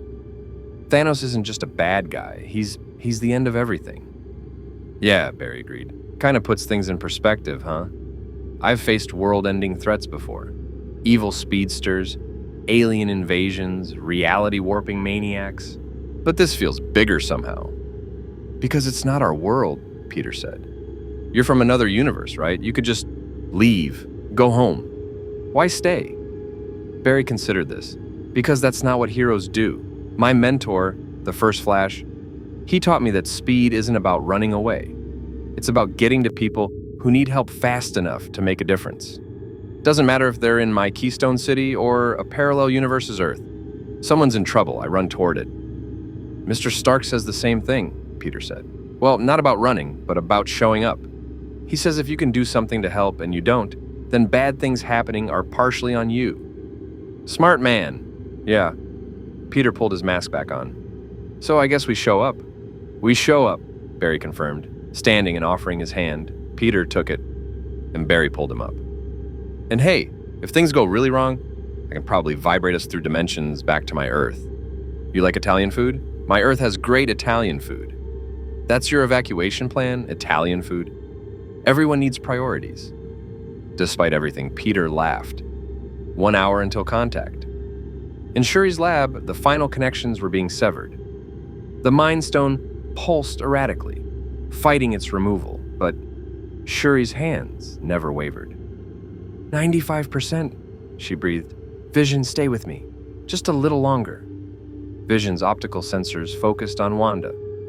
If this fails, it won't, she said fiercely. But if it does, I want you to know... No, Wanda interrupted. No goodbyes, no last words. Because this isn't the end. Shuri's gonna save you. And then we're going to fight together, and when this is over, we're going to find somewhere quiet and normal and figure out what normal people do. I'm not certain we qualify as normal people. Then we'll figure out what abnormal people do. Together. The Mind Stone flared one final time and then, done, Shuri said, exhaling shakily. In her hands, suspended in a containment field, the Mind Stone glowed like a trapped star. The stone is out. Vision, how do you feel? Vision sat up slowly, his hand going to his forehead where the stone had been embedded. Now there was only smooth vibranium, inset with circuitry that glowed faintly blue. I feel... He paused, searching for the right word, diminished, but present. Like waking from a long dream and realizing reality is somehow more vivid than the dream ever was. Your processing power's down by 37%, Shuri said, reading the displays. Energy projection capabilities reduced by half, density manipulation still functional. You're weaker, Vision, but you're alive and you're you. Vision looked at his hands, then at Wanda. I'm me. She kissed him, and the Mind Stone pulsed in its containment field, as if in approval. Then every alarm in the facility started screaming. Contact! Cyborg's voice boomed through the comm system. Thanos' ship just entered Earth's atmosphere. All teams to defensive positions. This is not a drill. I repeat, this is not a drill! Shuri grabbed the containment field with the Mind Stone. We need to destroy this. Now. Bring it to the battlefield, Batman's voice commanded. We'll use it as bait. Draw Thanos in, then destroy it when he's committed. That's a terrible plan, Tony protested. You have a better one? Not really, but I wanted to go on record saying that plan is terrible. Noted. All teams, move out. Superman, you're our tip of the spear. Hit that ship with everything you have. On the palace roof, Superman's cape billowed as power flooded through him. He'd been storing solar energy for hours, absorbing every photon from the Wakandan sun. Now he burned with enough energy to move mountains. For Earth, he said quietly. Then he launched skyward, breaking the sound barrier 3 times before he even cleared the city. A red and blue comet aimed at a ship the size of a city. Behind him, the heroes of 2 universes rushed to their positions. The battle for Earth had begun. And in the darkness of space, Thanos watched the planet below and smiled. The end game was here. The Sanctuary 2 blotted out the sun. Thanos' flagship was a monument to conquest. Kilometers of dark metal, bristling with weapons that had leveled civilizations, carrying an army that had drowned worlds in blood. Its shadow fell across Wakanda like a funeral shroud. Superman hit it at Mach 50. The impact sent shockwaves rippling through the ship's hull. Bulkheads collapsed, systems failed, and for a moment, just a moment, the inexorable advance stopped. Inside the command deck, Thanos felt the collision and smiled. So, the anomalies reveal themselves. My lord, Ebony Maw said, his elongated fingers dancing across holographic displays. The energy signature is unlike anything in our database. Solar-based, biological in origin, but the power output is unprecedented. Show me. The display zoomed in on Superman, floating in the void. His eyes glowing red as heat vision lanced out in twin beams that carved through armor plating like tissue paper. Around him, the vacuum of space meant nothing. His Kryptonian physiology needed no air, felt no cold. Magnificent, Thanos breathed. The universe provides new challenges, even now. Prepare the... Superman punched through the hull and into the ship. Outriders swarmed him immediately. Hundreds of the bioengineered killing machines, all teeth and claws and mindless hunger. Superman moved through them like a tornado through wheat, each punch sending bodies flying, each movement precisely calculated to disable without killing. He could have used his heat vision to incinerate them, could have frozen them with his breath, but Clark Kent didn't kill if he could help it, even here, even now. Engines, he muttered, using his X-ray vision to map the ship's interior. If I can disable the engines, ground this thing. The ship's interior weapons activated. Energy cannons, plasma turrets, quantum disruptors, all of them targeting Superman simultaneously. The barrage hit him like a physical force, actually pushing him backward through the corridor. Okay, Superman said, his uniform smoking but his body undamaged. Let's see what you've really got. He accelerated, moving faster than the targeting systems could track, his fists demolishing weapon emplacements as he carved a path deeper into the ship. Behind him, explosions blossomed as the secondary systems overloaded.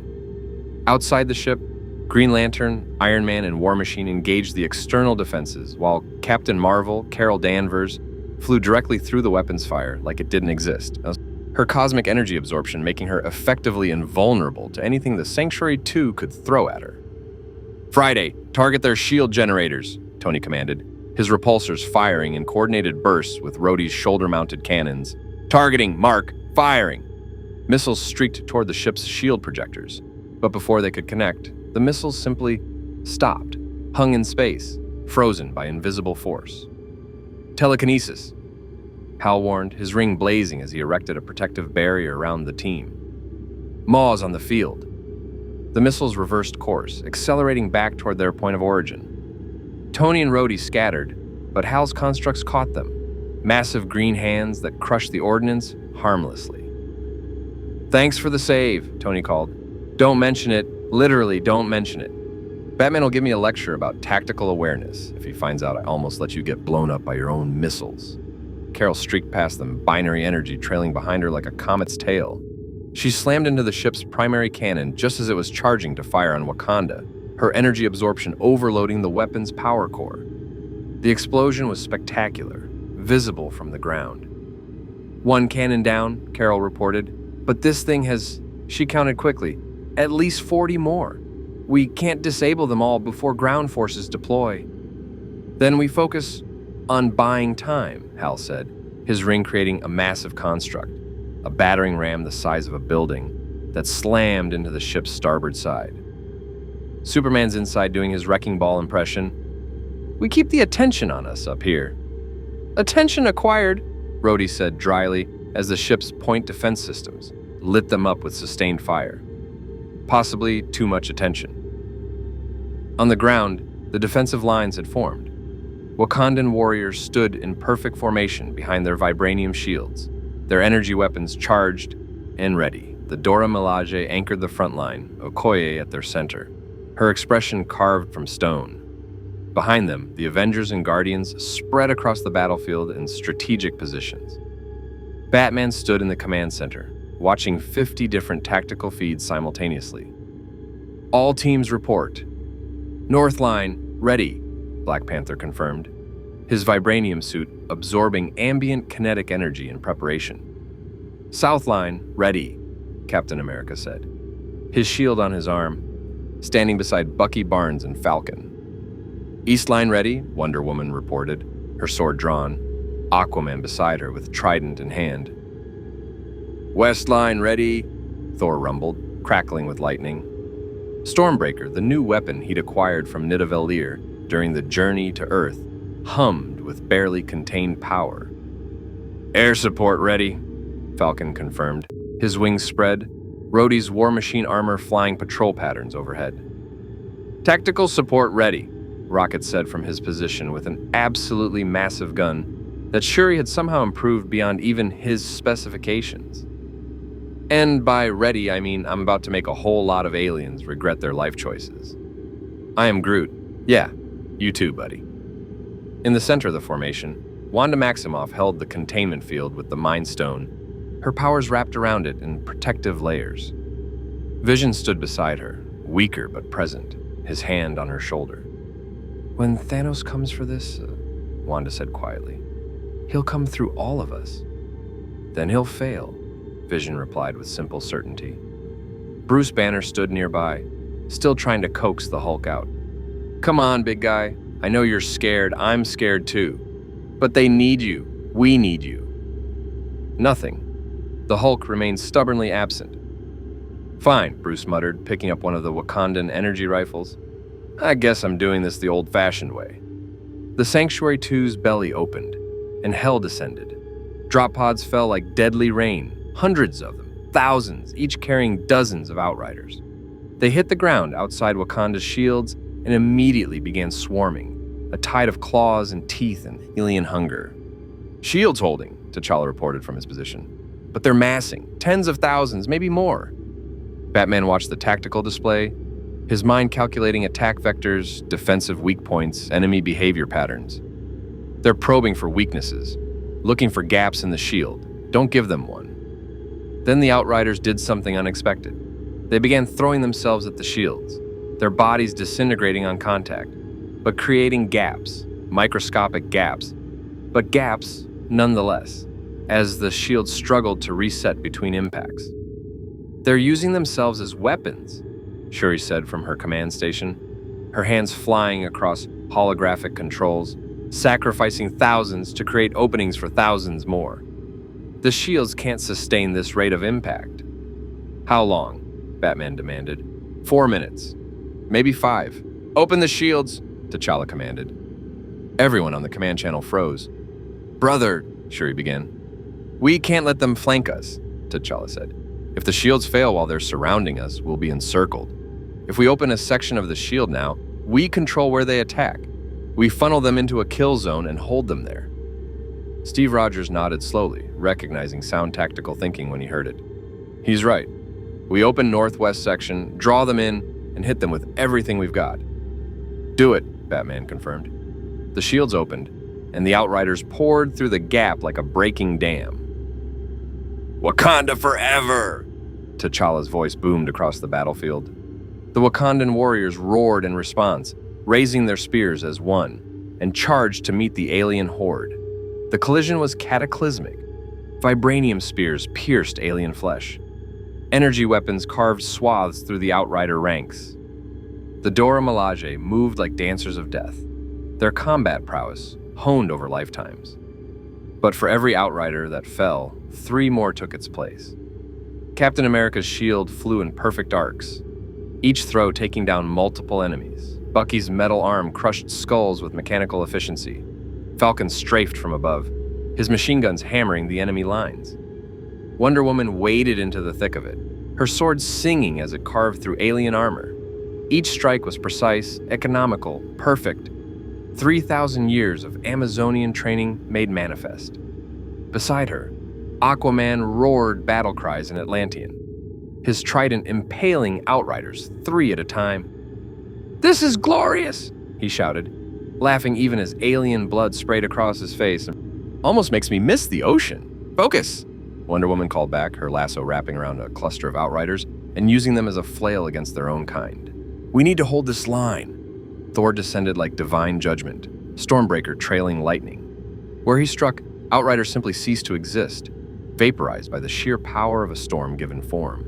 "Come on, you mindless beasts. I am Thor, son of Odin, and I have had a very bad week." Lightning arced from the sky, connecting with Stormbreaker, and Thor became the epicenter of an electrical storm that fried hundreds of Outriders in seconds. Rocket's gun, which he'd affectionately named Big Bertha, lived up to its name. Each shot was a controlled explosion that cleared entire sections of battlefield. "Yeah, who's cute and fuzzy now? I'm adorable and deadly." "I am Groot," Groot agreed, his limbs extending into massive wooden spears that impaled dozens of Outriders, then retracting to throw them into their fellows. Drax simply waded into the thickest part of the melee, his knives flashing. He was laughing, actually laughing, as he fought. Yes, finally a battle worthy of song. I shall compose an epic about this. It will be called Drax Kills Many Things and Looks Good Doing It. "That's a terrible title," Quill shouted, his quad blasters firing in rhythm with his music. "Come and get your love," blasting from his helmet speakers. Some people meditated before battle. Peter Quill had a killer playlist. But for all their power, all their skill, the Outriders kept coming. "We need to close that gap," Steve shouted, his shield blocking a leaping Outriders. "There's too many." "Working on it," Shuri replied, trying to recalibrate the shields to close around the battlefield without catching their own people inside. Then, the sky lit up with blue energy, and everyone looked up to see Doctor Strange descending through a portal, Scarlet Witch beside him, both of their hands glowing with reality-warping power. "Gentlemen, ladies," Strange said calmly, as if he hadn't just teleported across continents, "I believe you could use some crowd control." Wanda's eyes glowed red. Her power reached out, seizing hundreds of Outriders and lifting them into the air. "I've got the ones on the left." Strange's hands wove intricate patterns, golden mandalas spinning into existence. "And I'll take the right." Together, they crushed their respective sides of the Outrider horde like insects. Bodies fell like rain. "Show-offs," Tony muttered through the comm, still engaging the Sanctuary 2's defenses in orbit. "Says the billionaire in the flying metal suit," Strange replied. A roar split the air, deep, primal, and full of rage. Everyone turned to see the Hulkbuster armor storming across the battlefield, piloted by Bruce Banner. It wasn't as good as having the Hulk, but the armor's strength was formidable, each punch sending Outriders flying. "Bruce," Natasha called. "About time." "Yeah, well, the other guy won't pick up the phone, so I'm doing this the Tony Stark way." Bruce's voice was tight with concentration as he operated the armor's controls, which is to say, with excessive force and poor decision-making. "That's the spirit," Tony called from orbit. The battle raged on, heroes from two universes fighting side by side, holding the line against impossible odds. But in the command center, Batman watched the tactical display and saw what everyone else was too busy fighting to notice. The Outriders weren't trying to win. They were probing defenses, testing response times, identifying the strongest fighters and isolating them. This wasn't an army. It was a reconnaissance force. The real assault hadn't started yet. "All teams," Batman said quietly into the comm. "The Outriders are a distraction. Thanos is coming. Superman, status report." Static. "Superman, do you copy?" More static. Then Superman's voice strained. "Encountered. Resistance. Thanos sent..." The signal cut out. "Victor, find Superman's signal," Batman ordered. Cyborg systems interfaced with every satellite, every sensor. "Got him. He's inside the ship. But his bio readings are fluctuating. He's in combat with..." Cyborg's human eye widened. "Multiple hostiles, advanced weapons. Energy signatures match descriptions of the Black Order and..." "Bruce, he's fighting Thanos. Right now, inside the ship." Every hero who heard that felt ice in their veins. Superman, alone, fighting Thanos in the heart of enemy territory. "We need to support him," Wonder Woman said immediately. "Negative," Batman replied, and his voice was hard. Superman knew what he was doing. "He's buying us time. If we abandon the line to support him, the Outriders break through, reach Vision and the Mind Stone, and Thanos wins. We hold here. We trust Superman to do his job." "And if he can't?" Steve asked quietly. Batman was silent for a moment. "Then we adapt. But right now, we fight." Inside the Sanctuary 2, Superman crashed through another bulkhead, his cape torn, his uniform scorched, but his eyes still blazing with determination.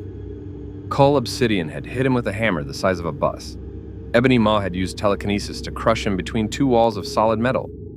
Corvus Glaive had actually managed to pierce his skin with his blade, just barely, just enough to prove it could be done. And through it all, Thanos had simply walked forward, inevitable as death. "You fight well, stranger," Thanos said, his voice deep and resonant. "Your power is considerable. Your will admirable. But you are alone, and I am inevitable." Superman stood, his blood red and very human, trickling from a cut on his forehead. "I've heard that before. From Darkseid, from Doomsday, from every tyrant who thought strength made them right. They were wrong. So are you." "Wrong?"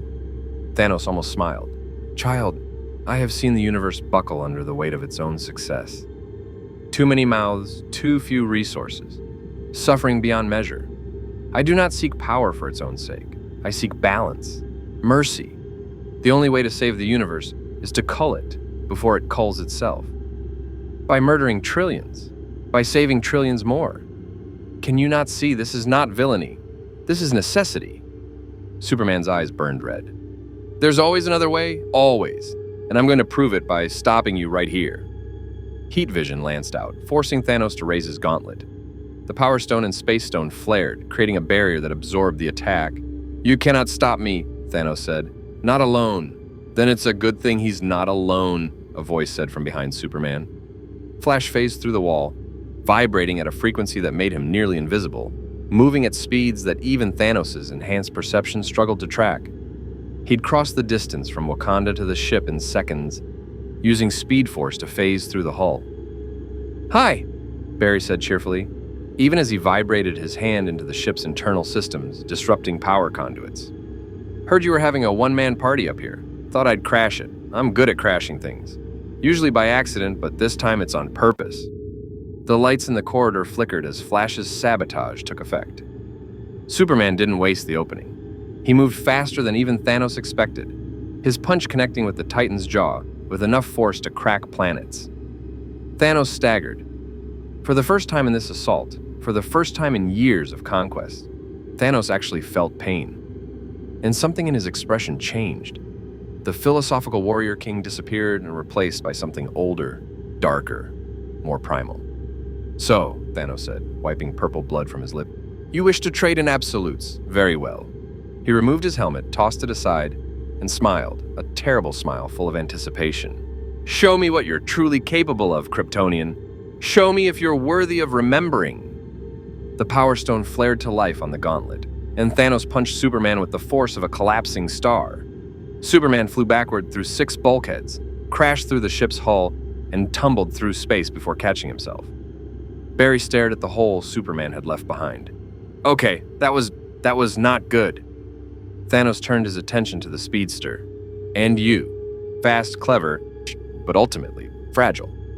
He activated the Space Stone and reality bent. Barry tried to phase away, to vibrate through the attack, but the Space Stone didn't care about molecular frequency. It simply teleported him back to Wakanda, materializing in the middle of the battlefield in a crackle of lightning. How did... Barry looked up to see the Sanctuary 2 in the sky, a tiny figure standing in the breach Superman had left. "Oh, that's not good. Guys, we might have a problem." In space, Superman stopped his tumble and looked back at the ship. Through his enhanced vision, he could see Thanos standing there, waiting. The Titan wasn't following, wasn't pressing his advantage.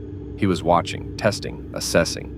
This wasn't just a battle, it was an evaluation. And Superman realized, with cold certainty, that Thanos had been fighting with restraint. The Mad Titan had been measuring Superman's strength, his speed, his limits.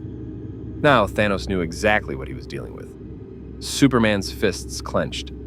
The yellow sun of this universe poured energy into him, replenishing what he'd spent, healing the damage Thanos had inflicted. In raw power, he might match the Titan. In determination, he'd never surrender. But Thanos had 4 Infinity Stones, and Superman was beginning to understand why entire civilizations had fallen before him. "Round 2, Superman whispered, and rocketed back toward the ship.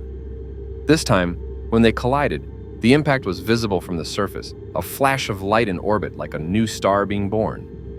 And on the ground, the heroes of 2 universes fought on, holding the line, trusting that their strongest would prevail.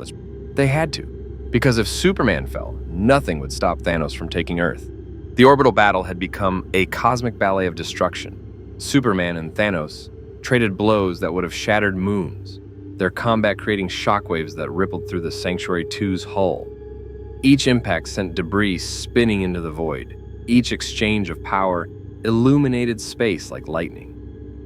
But Superman was losing ground. Not in strength. The yellow sun fed him constantly, his Kryptonian cells converting stellar radiation into limitless power. Not in speed. He could circle the Earth 7 times in a second if needed. He was losing ground because Thanos fought with 4 billion years of cosmic evolution behind him. With tactical genius refined through millennia of conquest. And with 4 Infinity Stones that bent reality to his will. The Power Stone turned Thanos' punches into planet crackers. The Space Stone made distance meaningless. Superman would pull back to reassess, and Thanos would simply be there, having teleported across the intervening space. The Reality Stone made Superman's eyes deceive him, turning solid metal into mist and empty air into adamantine barriers. And the Soul Stone. The Soul Stone whispered. It showed Superman things. Flashes of other timelines, other possibilities, Krypton burning, Jonathan Kent's heart attack, Lois Lane dying in his arms, every failure, every loss, every moment when he hadn't been fast enough, strong enough, good enough. "You carry the weight of worlds," Thanos said, his voice almost gentle as he caught Superman's punch and held it. "I see it in your soul. The burden of being a god among mortals. The exhaustion of always being the one they call upon, and the loneliness of power." Superman's heat vision forced Thanos to release him, but the words lingered. "I could end that burden," Thanos continued, advancing steadily through the wreckage. "The universe I create will need no saviors. Perfect balance means no one suffers unnecessarily. No one dies alone. No one bears weight they cannot carry. Because half of them will be dead."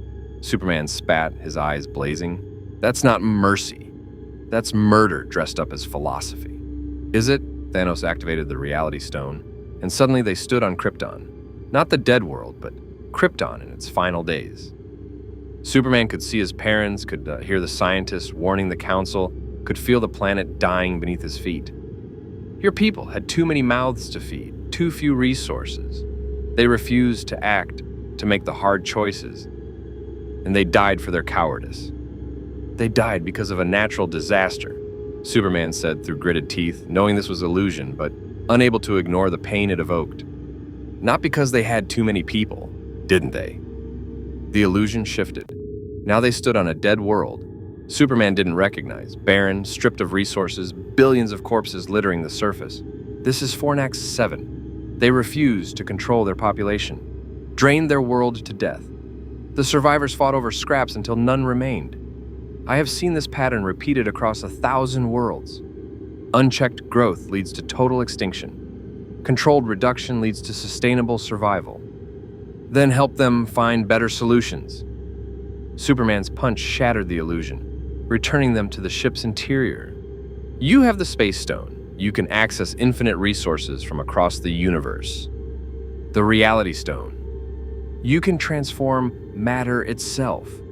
The Power Stone. Unlimited energy. You have the tools to save everyone, and you're choosing genocide instead. Thanos' expression hardened. You think I haven't tried? I spent lifetimes seeking alternatives. Technology to enhance production, diplomacy to encourage restraint. I offered mercy, compromise, cooperation. Do you know what I found? He slammed Superman through another wall. Civilizations are too short-sighted. They see only their immediate needs, their present desires. They consume without thought for tomorrow. They reproduce without consideration for their world's capacity. They wage wars over resources instead of sharing them. I tried to save them from themselves with reason. Reason failed. Superman caught himself, more blood trickling from his nose. His healing factor was working overtime, but Thanos' attacks were landing faster than he could recover. So you decided to be judge, jury, and executioner for the entire universe. I decided to do what must be done. Thanos advanced, inexorable, what no one else has the strength to do. You call it murder. I call it gardening. You prune the excess so the whole may thrive. People aren't plants. No, they're worse. Plants don't wage war, commit genocide, torture their own kind for profit. Thanos' gauntlet glowed with combined stone energy. I have seen species destroy themselves through their own excess. The snap is mercy compared to slow extinction through famine, war, and resource collapse. Superman's mind raced. He'd been fighting Thanos physically, trying to overpower him through pure strength. But strength wasn't enough. Not against someone with 4 Infinity Stones and unshakable conviction. He needed to change tactics. You're right, Superman said, and saw Thanos pause in surprise. Species can be short-sighted, cruel, wasteful. I've seen it on my Earth, too. Pollution, war, inequality. But I've also seen the opposite. I've seen people choose better, sacrifice for strangers, change systems that don't work, evolve beyond their worst impulses. Exceptions prove the rule? No. Exceptions prove possibility. Superman stood straighter despite his injuries. You've spent so long looking at civilizations as problems to solve that you've stopped seeing people. Individuals who love, who dream. Who might be the one to discover the cure, or write the song, or teach the child who saves their whole world? You want to kill half the universe on the chance the other half might do better? That's not balance. That's cowardice. Thanos' eyes narrowed. You dare. Yes, I dare. Superman's voice carried absolute conviction. Because I'm not afraid of hard work, not afraid of the long fight, not afraid to believe that people can be better, even when it's easier to give up on them. You talk about strength? Real strength is fighting for every single life, not sacrificing half of them because you're too tired to try. For a moment, just a moment, something flickered in Thanos' eyes. Doubt, regret, recognition. Then it was gone, replaced by cold finality. You are young, Thanos said. Idealistic. In time, you would understand. But we do not have time. He raised the gauntlet. Your world will be spared the snap, Kryptonian. I cannot return you to your dimension, but I can ensure you survive in this one. You are too valuable to waste. I'm not interested in surviving if it means standing by while you commit genocide. Then you will die with them. The 4 Infinity Stones flared simultaneously, and reality itself bent to Thanos' will. On the ground, the battle had reached a critical point. The Outriders kept coming in waves, but the defensive lines were holding. Barely. The heroes fought with exhausting intensity, their powers and skills pushed to the absolute limit. Wonder Woman's arms ached from sword strikes, but her Amazon training wouldn't let her falter. Aquaman's trident was slick with alien blood, his battle fury keeping him upright, despite wounds that would have killed a normal man. Thor's lightning carved swaths through enemy ranks, but even a god could grow weary. Captain America's shield arm was numb from impacts, but he kept throwing, kept blocking, kept leading. Black Panther's vibranium suit had absorbed so much kinetic energy, it glowed like a furnace. The Dora Milaje fought like demons, their spears and skill overwhelming individual Outriders, even as the Horde threatened to overwhelm through sheer numbers. "They're adapting," Rocket shouted, his gun overheating despite Shuri's improvements. "They're learning our attack patterns." "Then we change the patterns," Drax roared, grabbing an Outrider and using it as a club against its brethren. "I am Groot!" "Yeah, I'm getting tired too. But we don't have a choice." Bruce Banner fought from inside the Hulkbuster, the armor systems taxed beyond their design limits. "Come on, Hulk. Just this once. They need you." Inside his mind, he could feel the Hulk, present, but refusing to surface, still scared, still angry, still traumatized by Thanos' beating. "Please," Bruce whispered. Nothing. "Fine," Bruce said, his voice hardening. "Then I'll do it myself."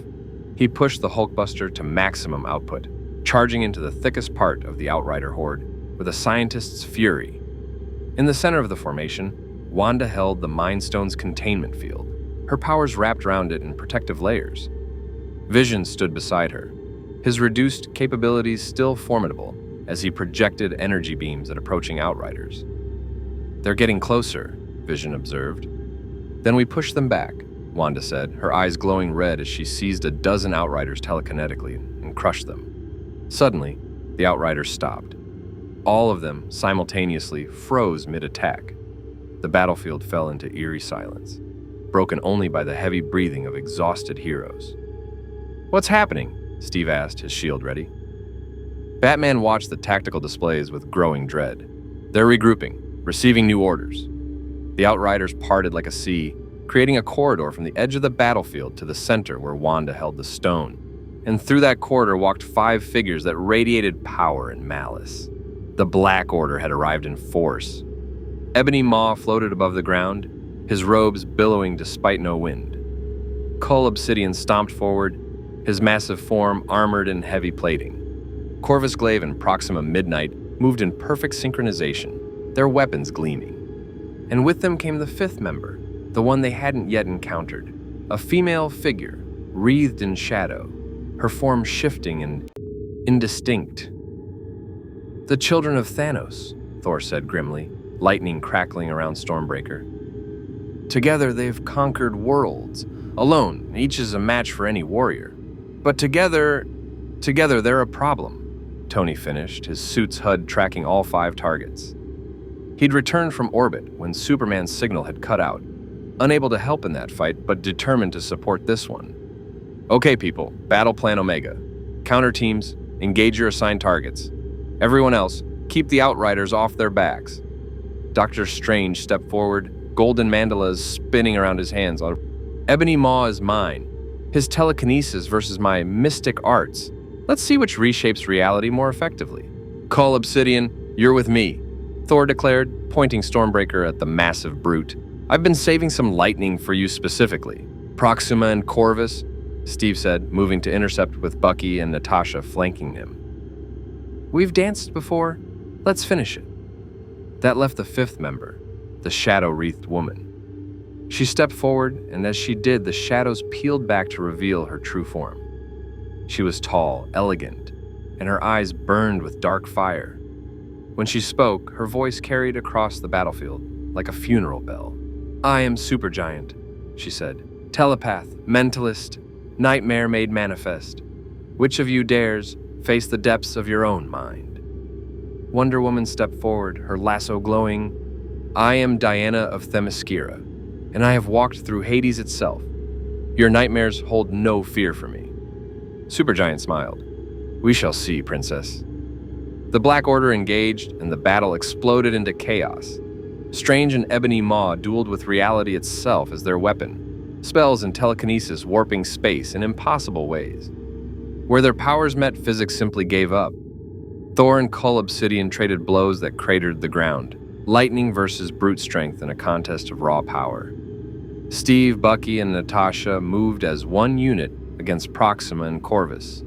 Their teamwork refined through years of fighting together. Steve's shield bounced between targets. Bucky's arm crushed alien armor. Natasha's widow's bites found weak points with surgical precision. And Wonder Woman faced Supergiant in a battle of wills as much as bodies. The telepath tried to invade Diana's mind, to dredge up fears and doubts, but the Amazon princess had been trained by gods. Her mental discipline was absolute. You're strong, Supergiant admitted, circling. But everyone has darkness. Everyone has doubt. Yes, Diana agreed, her sword never wavering. But I do not let my darkness control me. I am its master, not its slave. She attacked, and Supergiant was forced to defend physically, her shadow form solidifying to block the godly blade. Meanwhile, Flash vibrated around the battlefield at impossible speeds, evacuating wounded, delivering ammunition, and generally being everywhere at once. Peter Parker swung through the chaos, his spider sense keeping him alive as he webbed outriders and cracked jokes to hide his terror. But for all their skill, all their power, the heroes were being slowly overwhelmed. There were simply too many enemies. The Outriders numbered in the tens of thousands. The Black Order was winning their individual duels, slowly but surely, pushing back the heroes assigned to stop them. And then the sky flashed with a blue-white light. Everyone looked up to see a massive object falling from orbit. Half of the sanctuary too, its hull torn open, systems failing, plummeting toward Earth. And riding the falling ship down like a surfboard made of spaceship was Superman. Battered and bloody, but still conscious, still fighting. He'd been knocked clear out of orbit by Thanos' attack, and he'd grabbed part of the ship on the way down. Incoming! Superman shouted through the comms. Everyone clear the impact zone. The heroes scattered as the ship fragment crashed into the Outrider horde with apocalyptic force. The impact was visible for miles, a mushroom cloud of dirt and alien bodies rising into the sky. When the dust cleared, Superman stood in the crater, cape tattered, uniform scorched, blood streaming from multiple wounds. But he was still standing. Did you win? Flash asked hopefully. Superman's expression was grim. No, I bought us time. Maybe 30 minutes before Thanos finishes with his ship and comes down here personally. We need to... A portal opened in the sky. Not an alien portal, not a ship deploying troops, a golden portal, traced with intricate designs, the kind Dr. Strange used. But Strange was on the battlefield, fighting Ebony Maw. He wasn't opening portal. Through the portal stepped a figure in an orange robe, bald, radiating mystical power that made even Strange's magic look like parlor tricks. The Ancient One. Strange breathed, shocked. But she's dead in your timeline, the Ancient One said calmly, stepping through. But very much alive in mine. Your earlier self came to me, warned me of Thanos. I've been preparing. She looked around the battlefield, assessing with a master's eye. You're doing well, but you're losing. You need reinforcements. She gestured, and dozens more portals opened across the battlefield. Through one came Ravagers, Yondu's crew answering a call from the Guardians. Through another came Asgardian warriors, survivors that Thor had believed lost, rallied by Valkyrie. Through a third came the armies of Kamar-Taj, hundreds of sorcerers, ready to defend reality itself. And through the largest portal came an impossible sight, a massive fleet of Wakandan fighters, piloted by warriors from across the African continent, every nation that had ever allied with the Hidden Kingdom now coming to its aid. Reinforcements, Okoye said with fierce satisfaction. The world answers. Batman allowed himself the smallest smile. Now the odds are even. Even? Tony asked. We've got magic, aliens, super soldiers, gods, and the Justice League on our side. I'd say we're ahead. Don't get cocky, Batman warned. Thanos is still coming. As if summoned by his name, the sky split open. Not with a portal, not with a ship.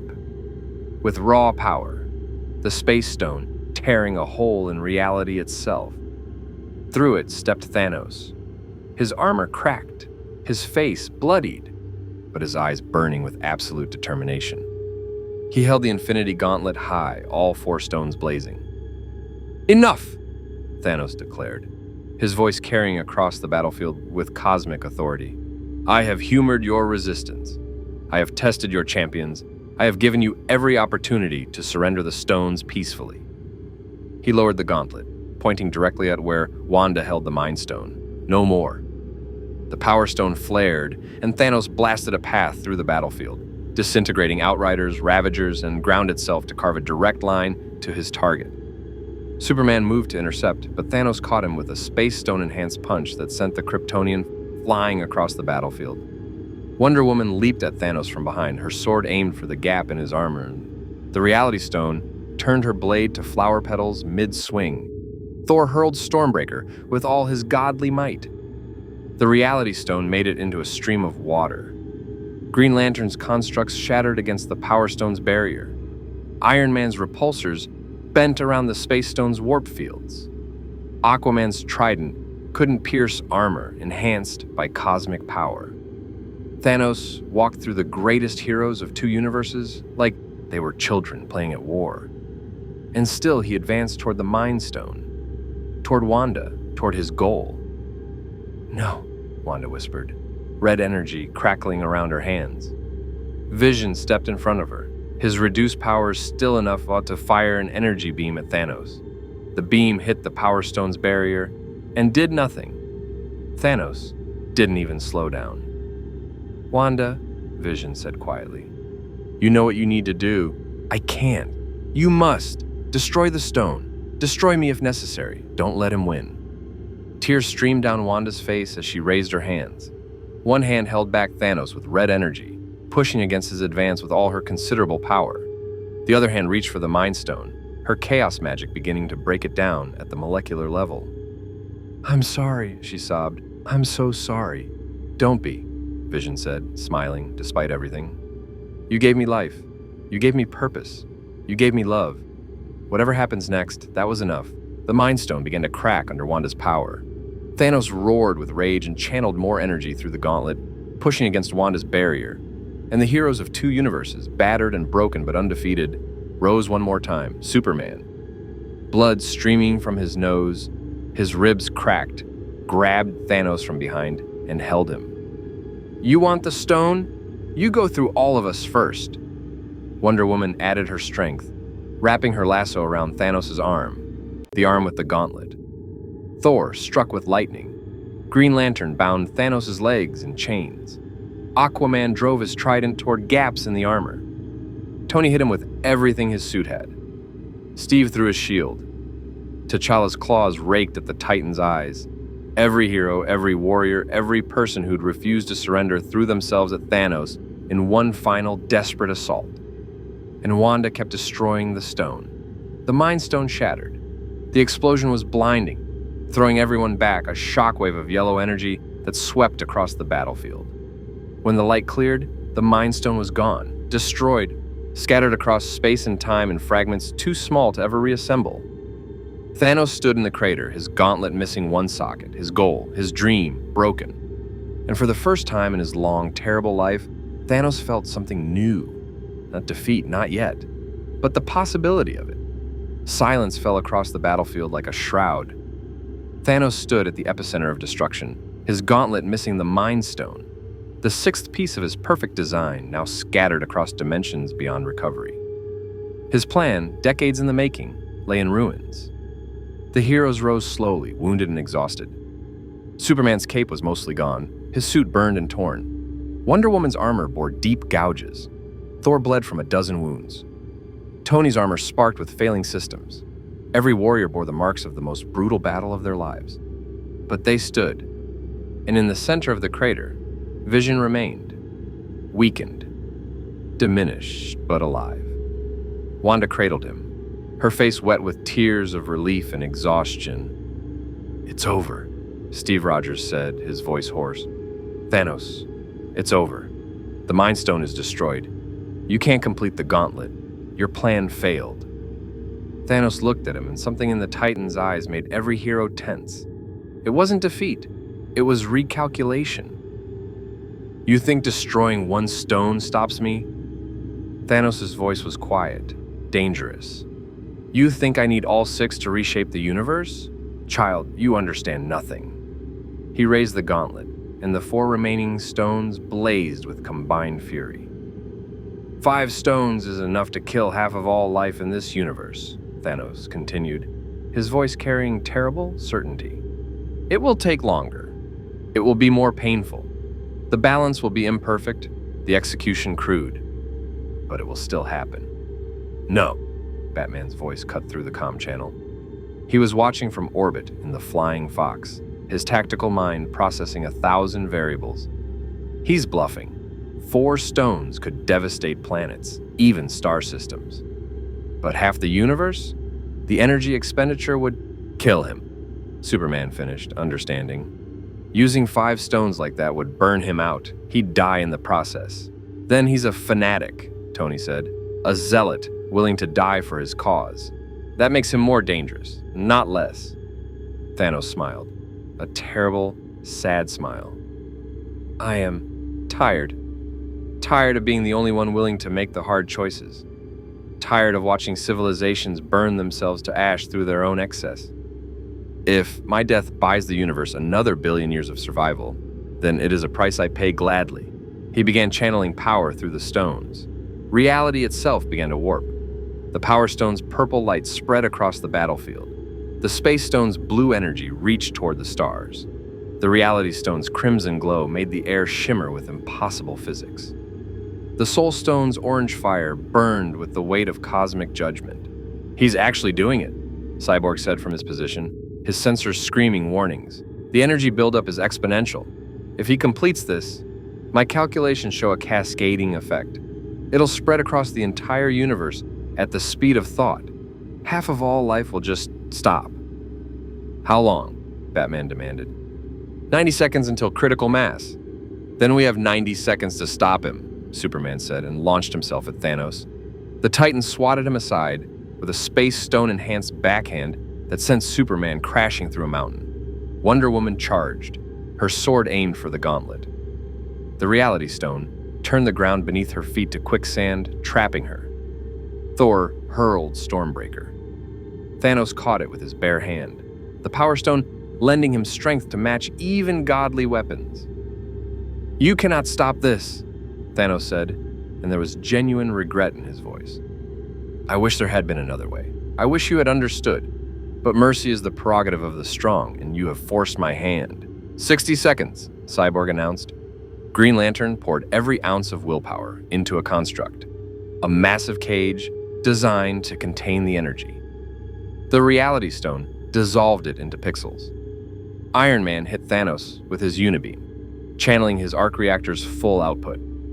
The Power Stone absorbed the energy and redirected it back, nearly killing Tony before his suit's emergency systems kicked in. Captain America threw his shield at the gauntlet itself, aiming to damage the mechanism. The Space Stone teleported the shield into orbit.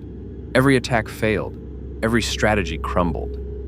Thanos stood unmoved, unstoppable, channeling enough power to murder half of existence. 30 seconds.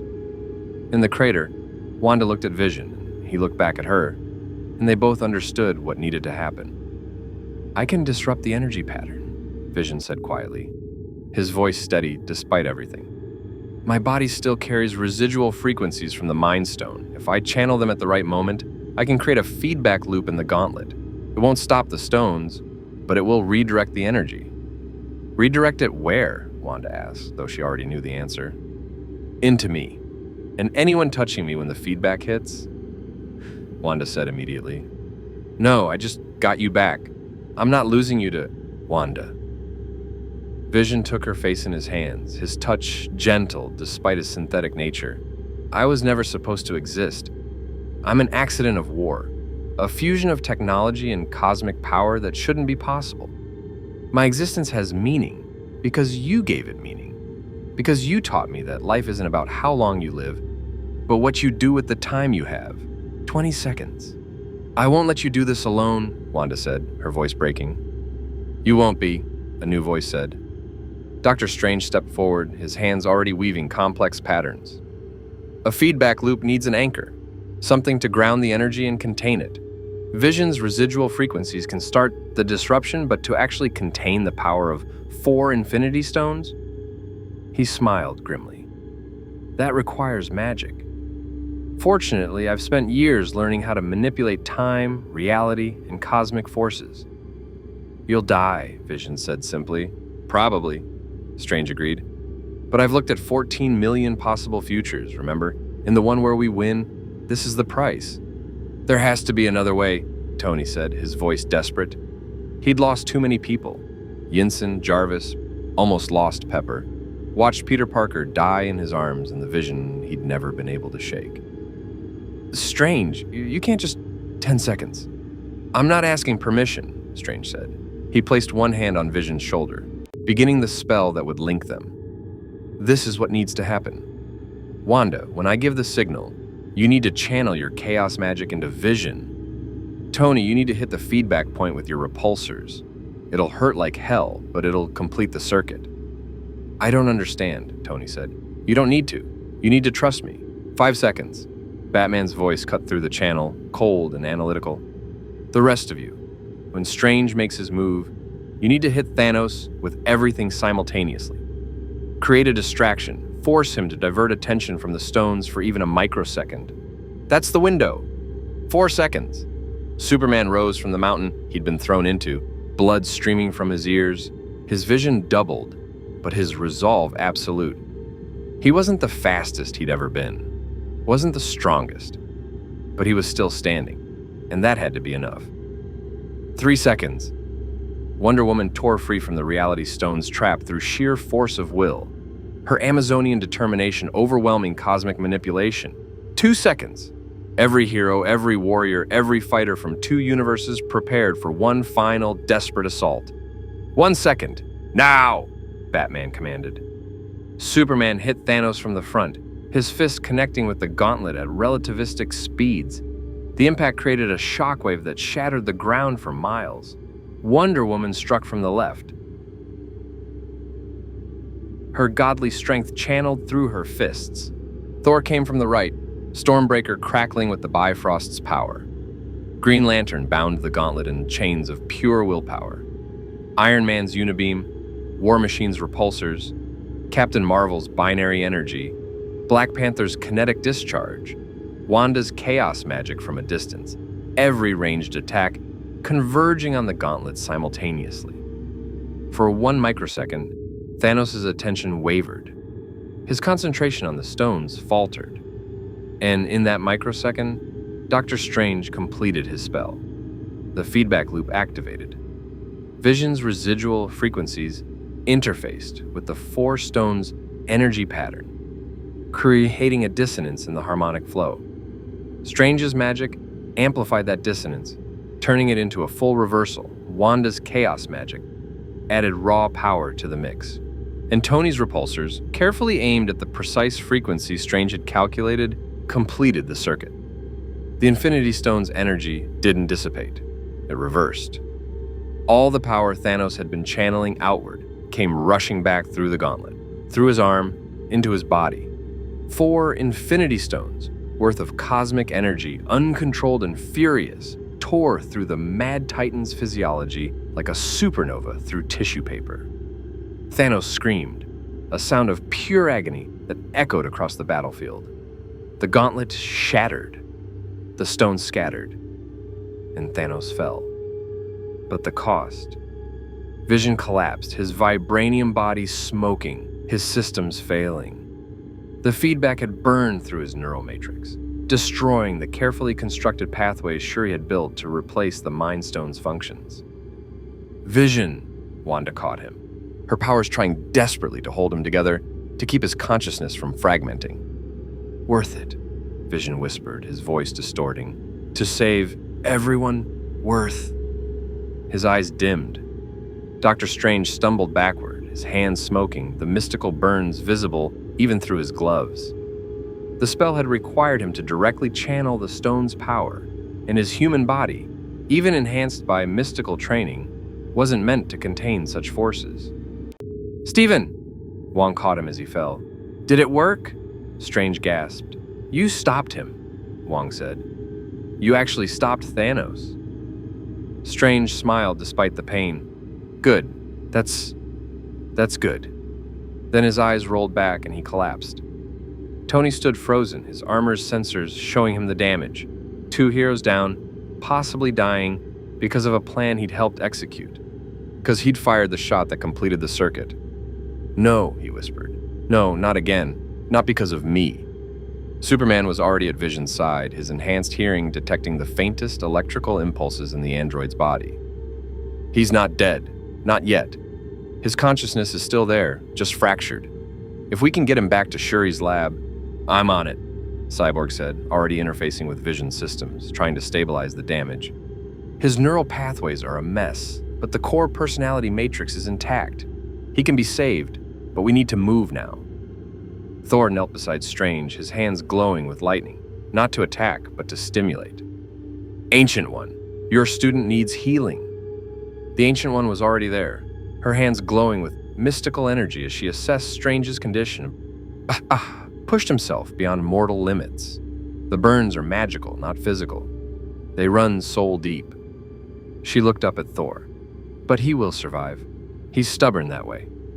Across the battlefield, Thanos lay in a crater of his own making, his armor shattered, his body broken. The Infinity Stones had been scattered by the explosion. The Power Stone had landed near Rocket. The Space Stone had embedded itself in a Wakandan shield generator. The Reality Stone had vanished into a dimensional fold, and the Soul Stone floated above the battlefield, pulsing with orange light, as if waiting for something.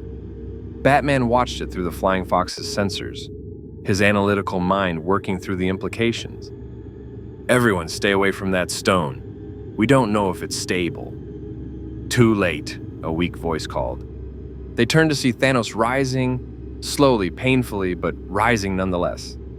His armor was destroyed, his body bore wounds that would have killed any mortal being, and his left arm, the arm that had worn the gauntlet, was a burned, twisted ruin. But he stood. "You think breaking my gauntlet stops me?"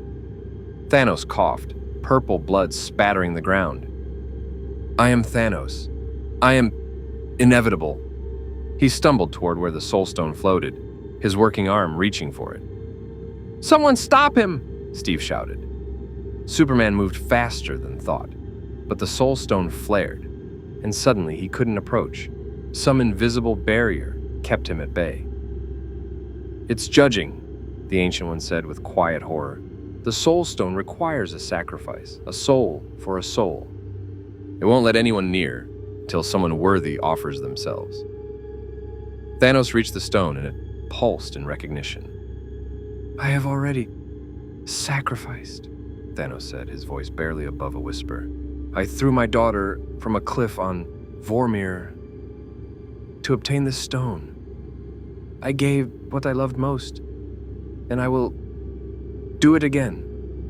He reached for the stone with his burned hand, and someone else reached it first. Nebula, Thanos' other daughter, the one he'd tortured and enhanced and broken, appeared from the battlefield's edge where she'd been fighting Outriders.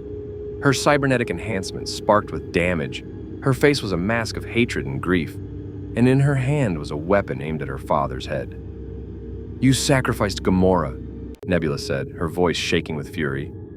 "You murdered your daughter but for this quest, for your perfect balance, for your mercy." She spat the last word like a curse. Thanos looked at her, and for the first time there was genuine emotion in his eyes.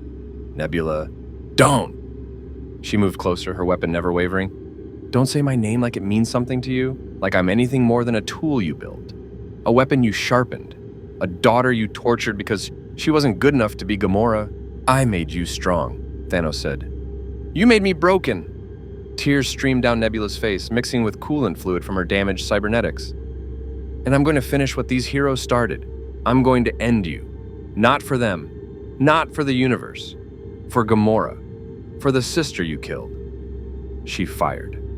The blast hit Thanos in the chest, and the Mad Titan fell backward, finally truly defeated. Nebula stood over her father's body, the weapon still raised, making sure that he didn't rise again. It's over, she said quietly. Your crusade ends here. The Soul Stone pulsed one final time, and then its light dimmed, as if satisfied that justice had been served. The battlefield fell silent. 60,000 Outriders, leaderless and directionless, simply stopped fighting. Without Thanos' will driving them, they were nothing more than biological machines awaiting commands that would never come. The Black Order, those still alive, fled through dimensional rifts, scattering to the far corners of the universe, and the heroes of two universes stood among the wreckage, bloodied and broken but victorious. We won, Flash said, almost disbelieving. We actually won. At a cost, Batman replied, looking at where Strange and Vision lay unconscious, both hovering between life and death. Victory isn't free. Superman floated down to land beside Nebula. She still held the weapon on Thanos' corpse, as if expecting him to rise. He's gone, Superman said gently. You don't have to keep watch anymore. He's died before, Nebula said hollowly. Come back. He's too determined to die, too convinced of his righteousness to stay dead. Then we make sure, Wonder Woman said, approaching with her lasso. She wrapped it around Thanos' wrist, the golden cord glowing with truth. The lasso of Hestia compels honesty. It shows what truly is, and what it shows me is... She paused, her expression unreadable. He's dead. His soul has departed. Whatever he believed, whatever drove him, it's gone now. Nebula finally lowered her weapon. Her legs gave out, and she collapsed to her knees beside her father's body. She didn't cry. Couldn't cry. Too many of her tear ducts had been replaced with machinery. But her shoulders shook with silent sobs, mourning not the monster who'd died, but the father who'd never existed. Gamora's loss, her own pain, a lifetime of suffering that had led to this moment. Tony approached slowly, his faceplate retracting. He knelt beside Nebula, not touching her, just present. I know what it's like, he said quietly, to have a father who doesn't see you, who wants you to be something you're not, who hurts you in the name of making you stronger. He looked at Thanos' corpse. At least yours won't hurt anyone else ever again. Nebula looked at him, her cybernetic eye whirring as it focused. Does it get better? The pain? No, Tony said honestly, but you learn to carry it, and you find people who help you carry it. That's what makes the difference. Around them, the heroes began the grim work of triage and recovery. The wounded were stabilized. The dead were counted. Hundreds of Wakandan warriors, dozens of Ravagers, several sorcerers from Kamartaj. The price of victory, written in blood and sacrifice. Shuri's medical team rushed Vision to her lab, Cyborg accompanying them to help with the repairs. The Ancient One worked on Strange, her mystical healing slowly closing the soul-deep wounds the stones had inflicted. Thor retrieved the scattered Infinity Stones with extreme caution, using Stormbreaker's power to contain them without touching them directly. Each stone was placed in separate containment fields, isolated from each other, rendered, for now, harmless. What do we do with them? Steve asked, watching as the stones pulsed in their prisons. Destroy them, T'Challa said immediately. They've caused enough suffering. Can't, Rocket said, checking his scanner. I'm detecting quantum entanglement with universal constants. Destroy the stones, you might unravel reality itself. They're not just powerful, they're literally part of this universe's structure. Then we hide them, Batman said. Gather them across the cosmos. Make it impossible for anyone to gather them again. Or we guard them, Captain Marvel suggested. Someone needs to protect them. Make sure they're never used for genocide again. The debate would continue for hours, but for now the immediate threat was ended. Thanos was dead. The snap had been prevented. Half the universe would live because heroes from two realities had stood together when it mattered most. But as Superman looked around at the wounded, the dying, the exhausted warriors who'd given everything for this victory, he couldn't help but think about cost. Vision possibly brain dead despite Shuri's best efforts. Strange, his magic burned to the core. Hundreds of warriors who'd never see their families again. Nebula, kneeling beside the corpse of a father who'd destroyed her in the name of love. Is this what victory looks like in your universe? Thor asked, standing beside Superman. Usually, Superman admitted. We win. The threat is stopped. But there's always a price. Always someone who doesn't make it home. Then our universes are more similar than different, Thor said. We're both places where heroes pay the cost, so others don't have to. They stood together in silence, two godlike beings contemplating the weight of heroism, while around them the battlefield slowly transformed from a war zone to a place of healing. The sun was setting over Wakanda, this universe's sun, not Superman's, but still beautiful in its own way. Tomorrow would bring new questions. How to return the Justice League to their home dimension. What to do with the Infinity Stones. How to rebuild from the devastation. But tonight they would tend to the wounded, honor the dead, and remember that victory, no matter how hard won, was still victory. Thanos had been wrong. The universe didn't need balance through genocide. It needed heroes willing to stand against those who claimed murder was mercy. And today, that's exactly what it had gotten. 3 days after the battle, Wakanda had transformed from a war zone into a place of mourning and recovery, and funeral pyres burned across the plains where warriors had fallen. Wakandan tradition demanded that the dead be honored with fire and song, their spirits released to join the ancestors. The Dora Milaje stood in formation, spears raised in salute as each name was read aloud. Okoye's voice never wavered, but her eyes carried the weight of every soldier she'd led into battle and failed to bring home. In Shuri's lab, Vision lay on the examination table, his systems running, but his consciousness fragmented across millions of corrupted pathways. Shuri had been working non-stop for 72 hours, her fingers dancing through holographic displays with increasing desperation. "Talk to me, Princess," Cyborg said from his position, his own systems interfaced with Vision's. "What are we looking at?" "It's like trying to reassemble a shattered mirror," Shuri said, exhaustion making her voice rough. "Every piece is there, but they don't fit together anymore. The feedback burned new pathways that conflict with his original architecture. His consciousness is trying to load on corrupted hardware." Wanda sat in the corner, her eyes red from crying, her hands occasionally glowing red as if her powers might somehow fix what science couldn't. "Can you save him?" Shuri didn't answer immediately. She pulled up Vision's core personality matrix, the fundamental code that made him him rather than just an advanced AI. "His memories are intact," she said finally. "His personality subroutines are undamaged, but the pathways that integrate them, that make him a unified consciousness rather than fragments, those are destroyed." She looked at Wanda with devastating honesty. "I can rebuild the pathways. It will take weeks, maybe months. But when I'm done, he'll essentially be rebooting from scratch. His memories will be there, but they'll feel like watching someone else's life. He won't be the Vision you knew. He'll be someone new wearing the same face." "No," Wanda said. "There has to be another way. You saved him once. You can—" "I removed a stone," Shuri interrupted gently.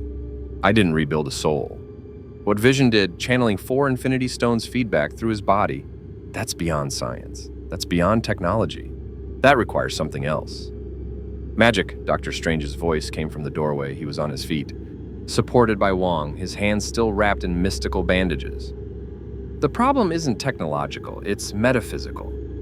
Vision's consciousness is scattered across dimensions, pulled apart by Infinity Stone energy. You need to gather the pieces and bring them back together." "Can you do that?" Wanda asked, hope flaring in her eyes. Strange moved into the lab slowly, each step clearly painful. "Normally, no. The amount of dimensional manipulation required would kill me in my current state. But," he looked at Cyborg, "your mother box technology. It can interface with dimensional frequencies, correct?" "In theory," Cyborg confirmed. "But I've never tried to use it for consciousness retrieval. That's not exactly in the user manual. Then we improvise, Strange said. Shuri repairs the physical pathways. Cyborg uses the mother box to create a dimensional anchor. I provide the mystical framework to gather Vision's scattered consciousness. And Wanda, he looked at the Scarlet Witch. You're connected to him in ways the rest of us aren't. You use that connection as a beacon. Call him home. That's insane, Shuri said. You're talking about combining Wakandan neuroscience, new god technology, and mystical arts in ways that have never been tested. Yes, Strange agreed. But Vision saved all of us. The least we can do is try to save him. Wanda stood, her decision made. When do we start? Now, Strange said. Before my hands heal enough that I regain my pride and realize how stupid this plan actually is. In the Wakandan Medical Center, Tony Stark sat beside Peter Parker's bed, and the kid had been lucky. Spider sense had kept him from taking any fatal wounds, and his accelerated healing had done the rest. But he'd been exhausted beyond measure, pushed to limits that even his enhanced physiology struggled with. Mr. Stark?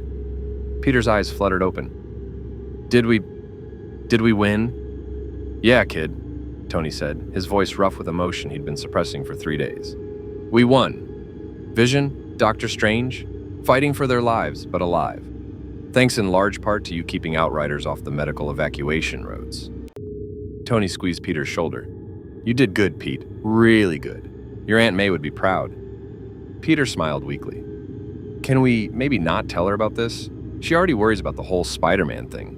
If she knew I fought an alien army and a cosmic warlord, she'd never let me leave the apartment. Our secret, Tony promised.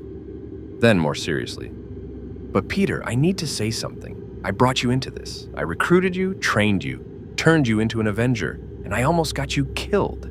You didn't... Let me finish. Tony's arc reactor glowed softly in the dim light. I've spent my whole life building things. Armor, weapons, teams. And every time, I convince myself I'm building protection, building security. But really, I'm just building ways to control the uncontrollable. I can't control the universe. Can't stop every threat. Can't protect everyone. He looked at Peter, really looked at him. But I can't stop putting kids in danger because I'm too arrogant to ask for help from people my own age. I'm not a kid, Peter protested. I'm 16, almost 17. My point exactly. Tony stood. Get some rest. When you're healed, we're having a long conversation about age-appropriate superheroics. As Tony left, he nearly collided with Steve Rogers in the hallway. They stood facing each other. Two men who'd once called each other friends, who'd fought beside each other and then against each other, who carried the weight of the Sokovia Accords and Siberia between them like a canyon. Tony, Steve said, Cap. Silence stretched between them. I watched the battle recordings, Steve said finally. You saved a lot of lives up there. The ship's weapons would have leveled Wakanda if you hadn't disabled them. You held the ground, Tony replied. Kept them from flanking us. Classic Rogers. Impossible odds, tactical brilliance, that whole I can do this all day energy. Another silence. I'm sorry, they said simultaneously. Tony laughed, short, sharp, but genuine. Okay, that's just weird. I'm sorry I didn't tell you about your parents, Steve said, the words he'd been holding for years finally emerging. I'm sorry I chose Bucky over the team. I'm sorry I tried to kill your best friend, Tony interrupted him. I'm sorry I didn't listen when you tried to explain. I'm sorry I let pride and anger turn us into enemies. He met Steve's eyes. The Accords were wrong, not the idea. Oversight makes sense. But the execution, the control, the way it split us apart right when the universe needed us together. I should have fought harder against that. And I should have trusted you enough to work within the system instead of against it, Steve said. We're both stubborn idiots who thought we knew best. Accurate assessment. Steve extended his hand. The world's still broken. Still needs fixing. But maybe we can fix it together this time. Instead of pulling in opposite directions. Tony looked at the hand. The same hand that had once wielded a shield against his armor and took it. Together, he agreed. But I'm keeping my suit and Friday. And my sarcasm. I wouldn't expect anything less. They shook and something broken began to mend. On the palace roof, Superman and Batman stood watching the sunset. Their third Wakandan sunset, and possibly their last before attempting to return home. Shuri and Cyborg think they can reverse engineer the dimensional rift that brought us here, Batman said. Create a controlled portal back to our Earth. And if they can't, Superman asked, then we're permanent residents of this universe. We adapt, find new purpose, protect this Earth like we protected our own. Superman nodded slowly. Would that be so terrible? This universe has good people, heroes who fight for the right reasons, threats that need facing. It has our doubles too, Batman said quietly. Somewhere in this universe, there's probably a Bruce Wayne, a Clark Kent, living their lives, making their choices. If we stay, we disrupt that, create paradoxes, complications. Or we help them, Superman countered. Be mentors, allies, friends. We've seen what this universe faces. Thanos was just one threat. There will be others. That's not our responsibility, isn't it? Superman turned to face Batman. When we came through that rift, we could have tried to go home immediately. Instead, we stayed. We fought. We bled alongside people from another reality because they needed help. That's what heroes do, Bruce. We don't limit our protection to one planet or one universe. We help wherever we can. Batman was quiet for a long moment. You're saying we should stay. I'm saying we should consider it. Superman looked out over Wakanda, the city lights beginning to glow as darkness fell, the sounds of reconstruction and healing, the resilience of a people who'd faced annihilation and survived. Our Earth has the Justice League. It has the Teen Titans, the Green Lantern Corps, dozens of heroes. They can manage without us for a while. But this Earth, it just lost hundreds of warriors. Vision might not recover. Strange is severely weakened. They're vulnerable. They have the Avengers. The Avengers are fractured. We both saw it. Half of them are outlaws. The other half are bound by regulations that make them less effective. They need time to heal, to rebuild trust. Superman's eyes glowed faintly in the gathering dark. We could give them that time, stay until they're strong again. Make sure no other Thanos-level threats catch them unprepared. Batman considered this with his usual analytical approach, weighing variables, calculating outcomes. Wonder Woman would agree with you. The Amazons have a tradition of protecting those who cannot protect themselves. And you? I think staying is a tactical risk that could spiral into permanent dimensional displacement. Batman paused. I also think you're right. This Earth needs protection right now, and we're uniquely positioned to provide it. So we stay? We stay, Batman confirmed, until this universe is stable, until the Avengers are whole again, until we're certain our presence here won't cause more harm than good. And then we find our way home.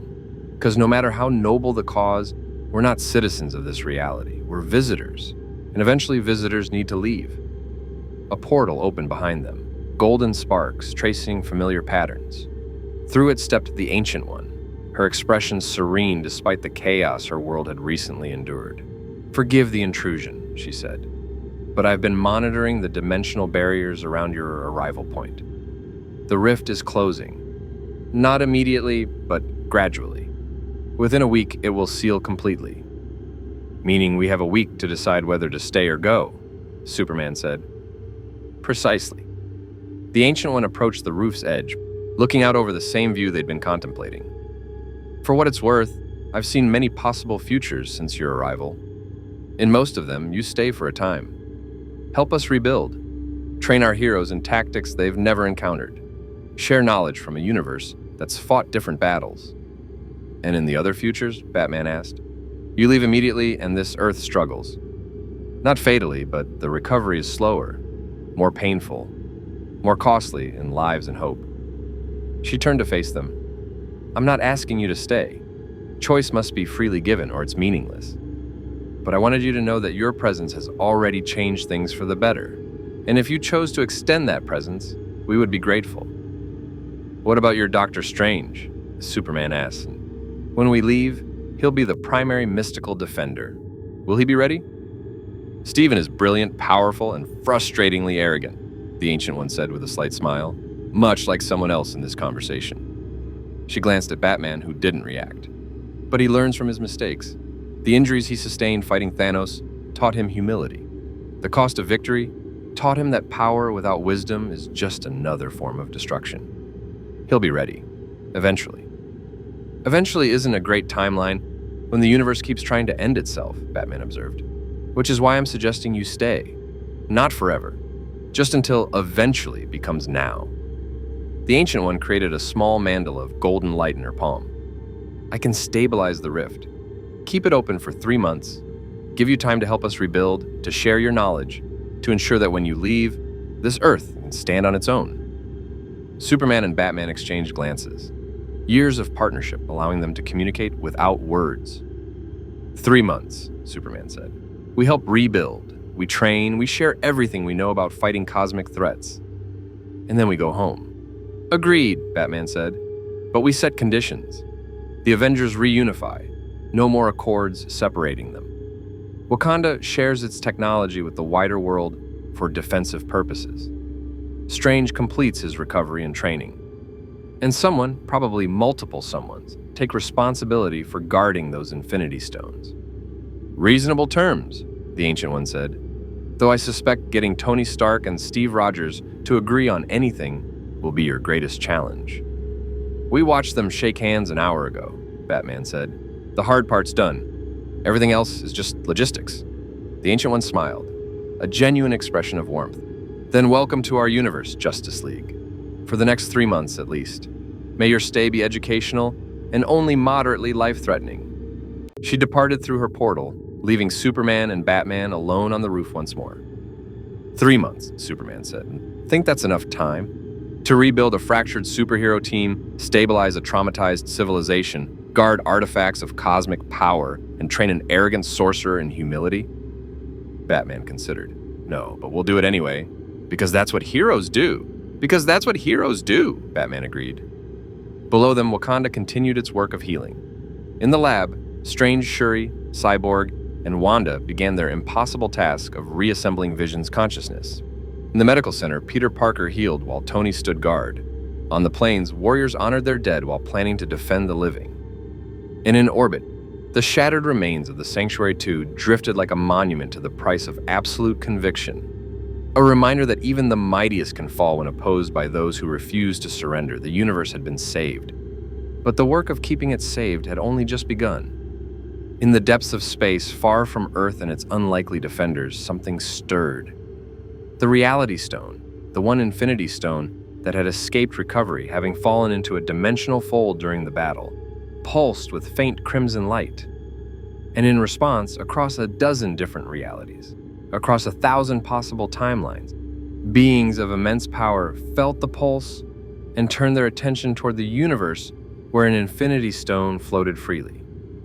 Some were curious, some were hungry, and some were simply waiting for the right moment to make their move. The battle against Thanos had been won. But, as always, victory was merely the prelude to the next war.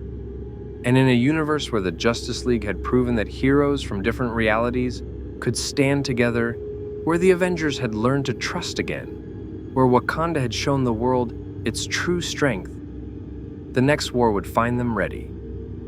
Together. United.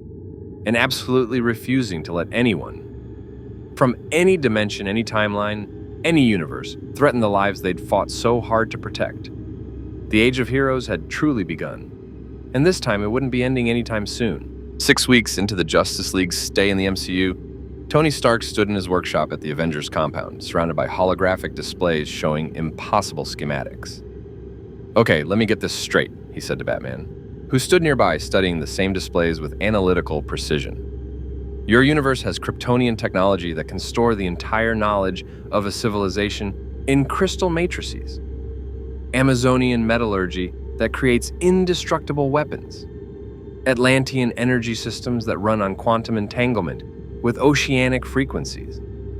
And you've just been sitting on all of this. Not sitting on it, Batman corrected. Using it, carefully, with ethical considerations about introducing technology that could destabilize existing power structures. Tony laughed. That's the most Bruce Wayne answer I've ever heard. And I don't even know who Bruce Wayne is in your universe. Batman's expression didn't change, but something in his eyes suggested amusement. You're learning. Over the past weeks, the two had developed an unlikely partnership.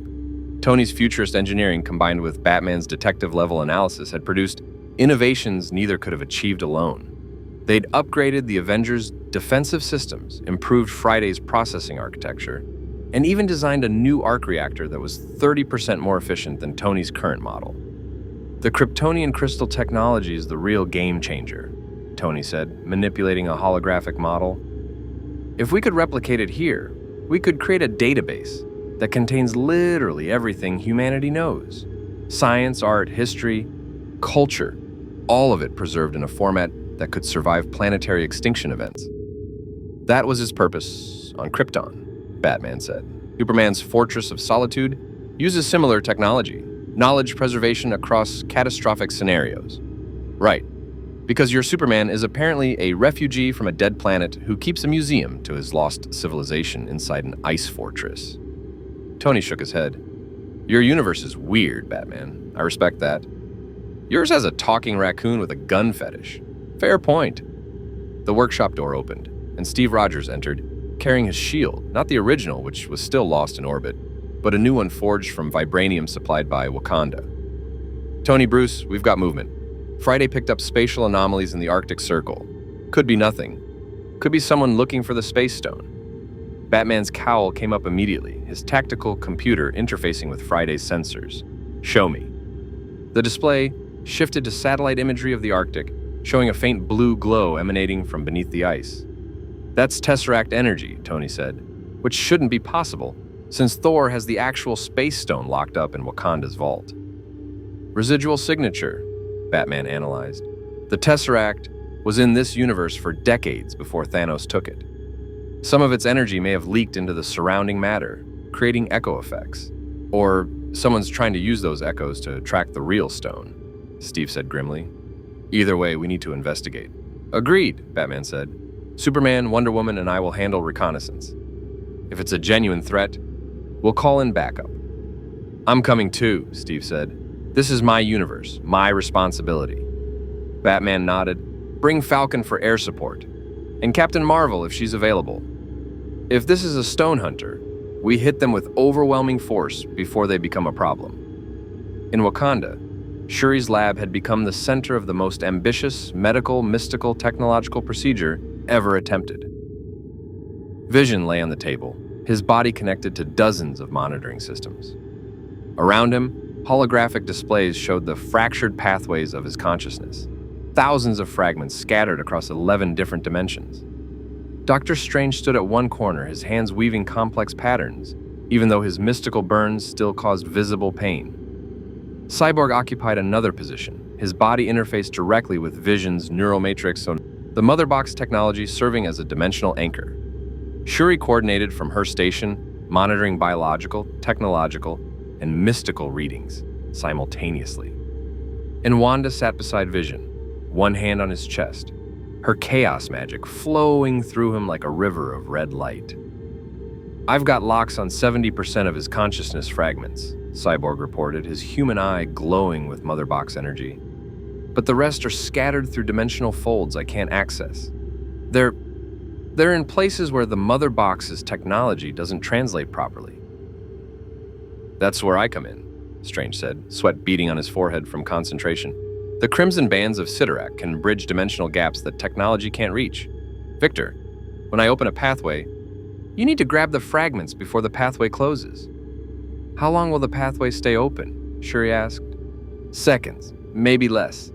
This is uncharted mystical territory. Strange's hands moved faster, golden mandalas spinning into existence. Wanda, you need to maintain the beacon. Call to him, make him want to come back. Wanda closed her eyes, focusing on her connection to Vision. They'd shared consciousness before. In Sokovia, when she'd seen into his mind, in their quiet moments together when their powers had resonated. She reached for that connection now, pulling it tight like a lifeline. Vision, she whispered. I know you're scattered. I know you're lost, but I'm here. I'm always here. Follow my voice. Follow the connection between us. Come home. Strange opened the first dimensional pathway. Cyborg's consciousness plunged through it, racing against time. He found fragments of Vision's memory, the moment he'd first met Wanda, the Battle of Sokovia, quiet conversations about philosophy and existence. He grabbed them, pulled them back through the pathway and integrated them into Vision's neural matrix. "Fragment recovery successful," Cyborg gasped. 23 more pathways to go." "Then we keep going," Strange said, opening the next one. For hours, they worked. Strange opened pathways to impossible dimensions: the dark dimension, the mirror dimension, the quantum realm, places where reality bent into shapes human minds couldn't comprehend. Cyborg navigated them all, gathering fragments of Vision's consciousness like pearls from the cosmic ocean. Shuri rebuilt neural pathways as the fragments returned, weaving them into a coherent network. And Wanda called continuously, her voice a beacon across dimensions, pulling Vision back from the scattered void. Slowly and possibly, it began to work. Vision's consciousness reassembled itself. Memories integrated with personality subroutines. Emotions connected to logic centers. The fractured mirror became whole again, piece by piece, until Vision's eyes opened. They weren't the yellow of the Mind Stone. They were blue, the color of pure vibranium energy, of Wakandan technology given life.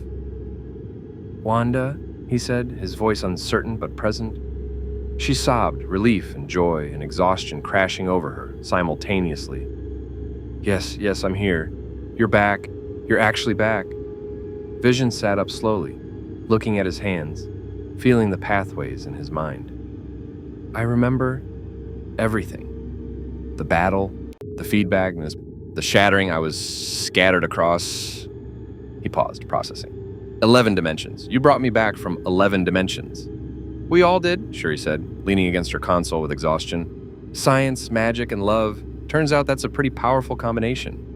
Strange nearly collapsed, caught by Wong, who'd been standing ready. "Never doing that again," Strange managed. "Consciousness retrieval is officially off my list of mystical procedures." Cyborg disconnected from Vision's systems, his own body smoking slightly from the strain. "Worth it, though. Welcome back, Vision." Vision looked around at the team who'd saved him.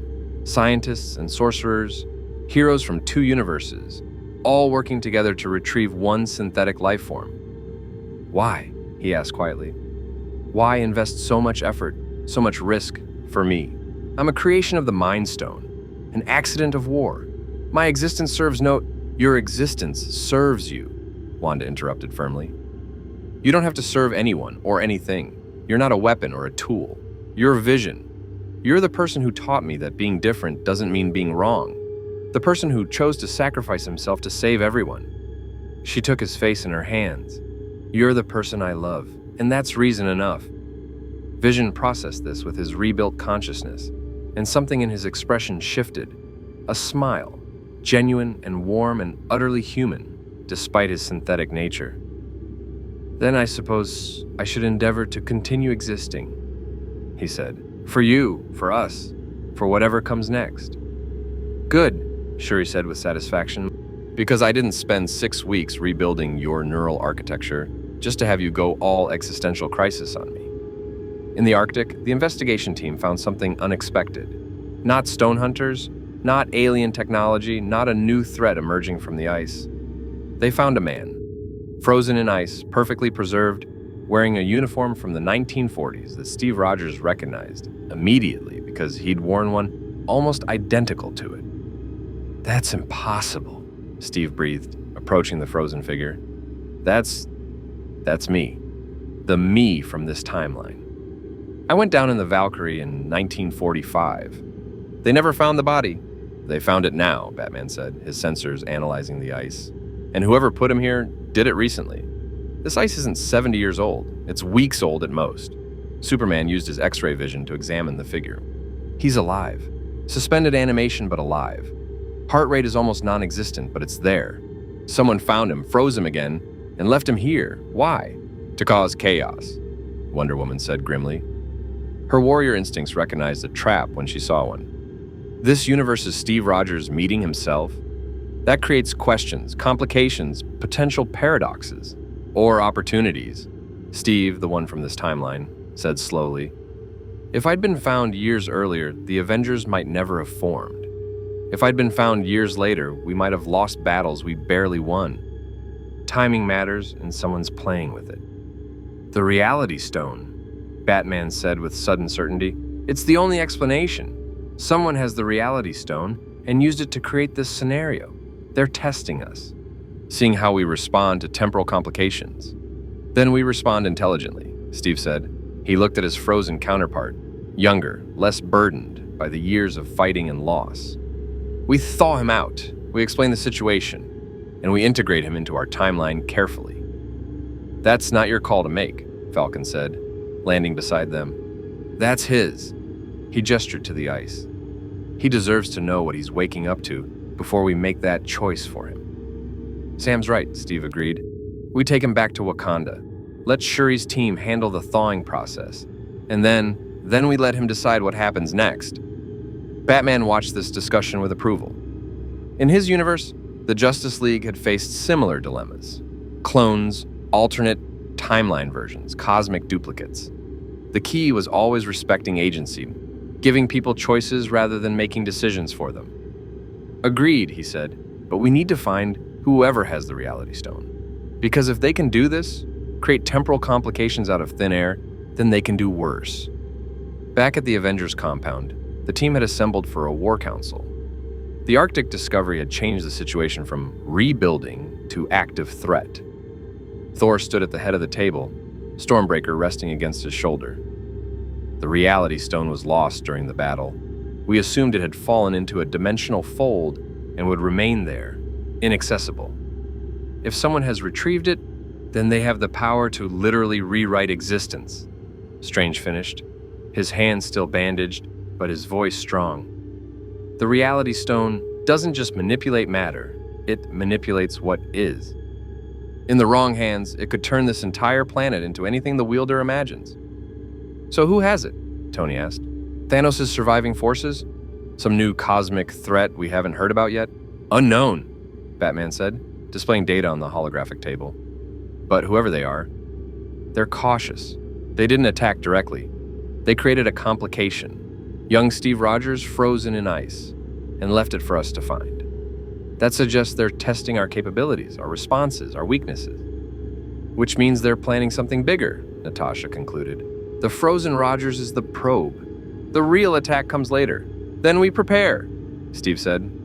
We fortify our defenses, guard the other stones, and we set a trap, Wonder Woman interrupted. Every eye turned to her. Whoever has the reality stone is observing us, testing us.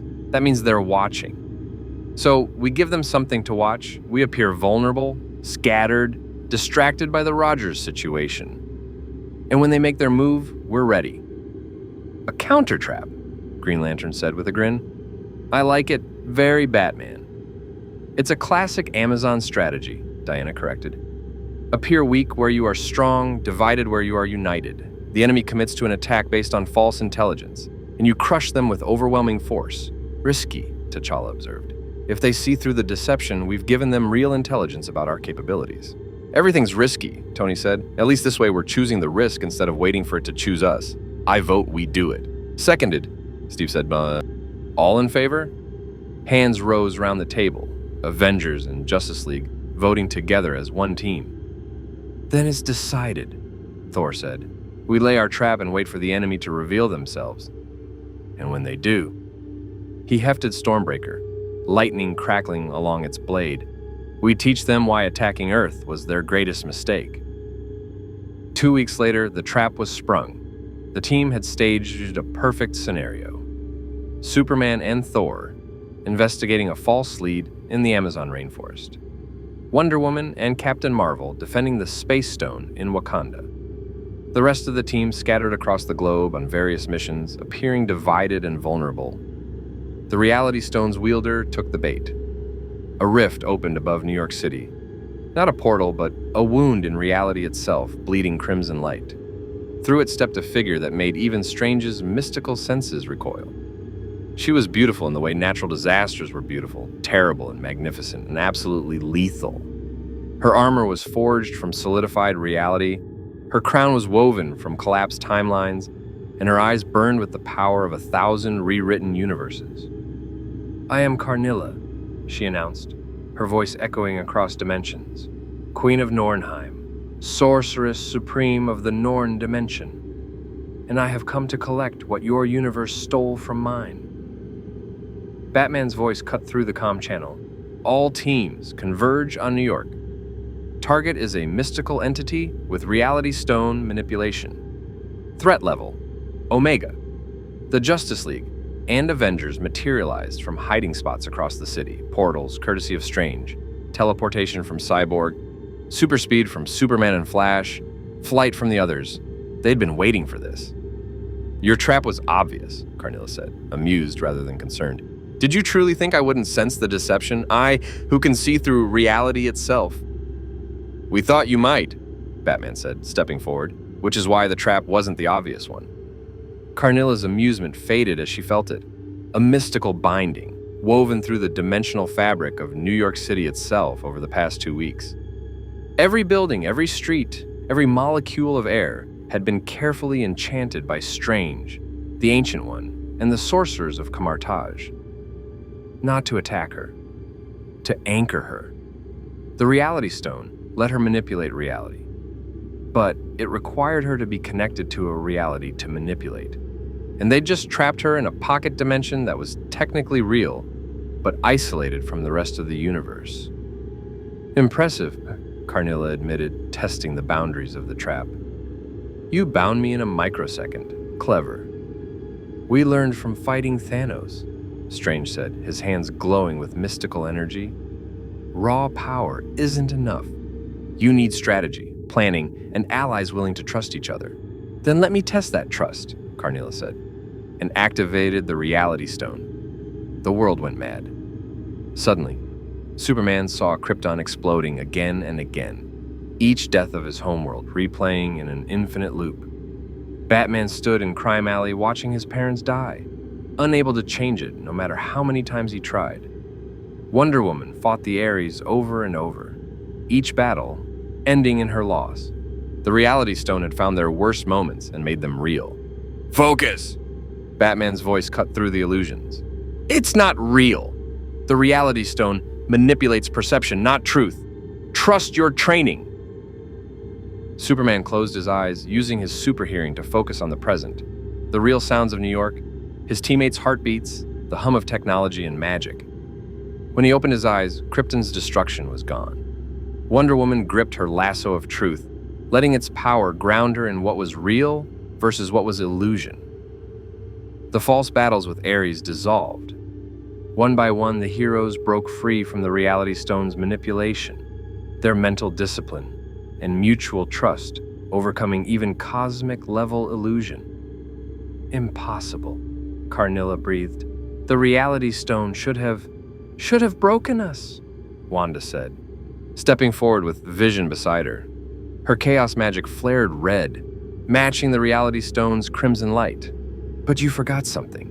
I was created by an Infinity Stone. I know how they think, how they manipulate reality, and I can counter it." Her power reached out, and suddenly the Reality Stone's influence began to warp and twist, turn back on itself. Carnilla screamed as her own weapon betrayed her. The Reality Stone showing her the truth she'd been avoiding, that she'd already lost. That Earth's heroes had grown beyond individual power, into something greater. True teamwork across dimensional boundaries. "Enough," the Ancient One said, stepping through a portal. "Queen Carnilla, you came seeking what was stolen, but nothing was stolen. The Reality Stone fell into our universe by accident, not theft. If you withdraw peacefully, we will return it to your dimension. If you continue this assault, we will ensure it remains forever beyond your reach." Carnilla lowered her hands slowly, the Reality Stone's power dimming. "You would return it? Without condition?" "Without condition beyond peace," T'Challa said, stepping forward as king and diplomat. "We have no desire to keep a stone that doesn't belong to our reality. It has caused enough suffering. If you swear to use it wisely, to protect rather than conquer, we will return it freely." The Queen of Nornheim looked around at the assembled heroes, the unity, the power, the absolute refusal to surrender, even against cosmic odds. "Your universe is stronger than I anticipated," she said finally. "Very well, I accept your terms. Return the stone, and I will return to my dimension. You have my word as queen and sorceress." Batman produced the Reality Stone from a containment unit. Thor had retrieved it weeks ago from its dimensional fold, and they'd kept it hidden specifically for this scenario. Strange created a portal directly to the Norn dimension, and Batman handed the stone through it to Carnilla. "Use it wisely," Superman said. "Power without responsibility is just destruction waiting to happen." "I will remember this," Carnilla said, and there was respect in her voice now. "Your universe has heroes worthy of the title. Perhaps our dimensions will meet again under better circumstances." She departed through the portal, taking the Reality Stone with her. The trap dissolved, New York returning to normal, and the heroes stood together in the aftermath of their victory. "We just gave away an Infinity Stone," Tony said. "Is anyone else having second thoughts about that?" "No," Steve said firmly. "It wasn't ours to keep, and keeping it would have meant fighting Carnilla and whoever else came looking for it. Sometimes the right choice is letting go. Besides," Strange added, "we still have 5 other stones to protect. That's more than enough cosmic responsibility." The next day, young Steve Rogers, the one from ICE, woke up in Wakanda's medical facility to find himself surrounded by people he didn't recognize and one person he did.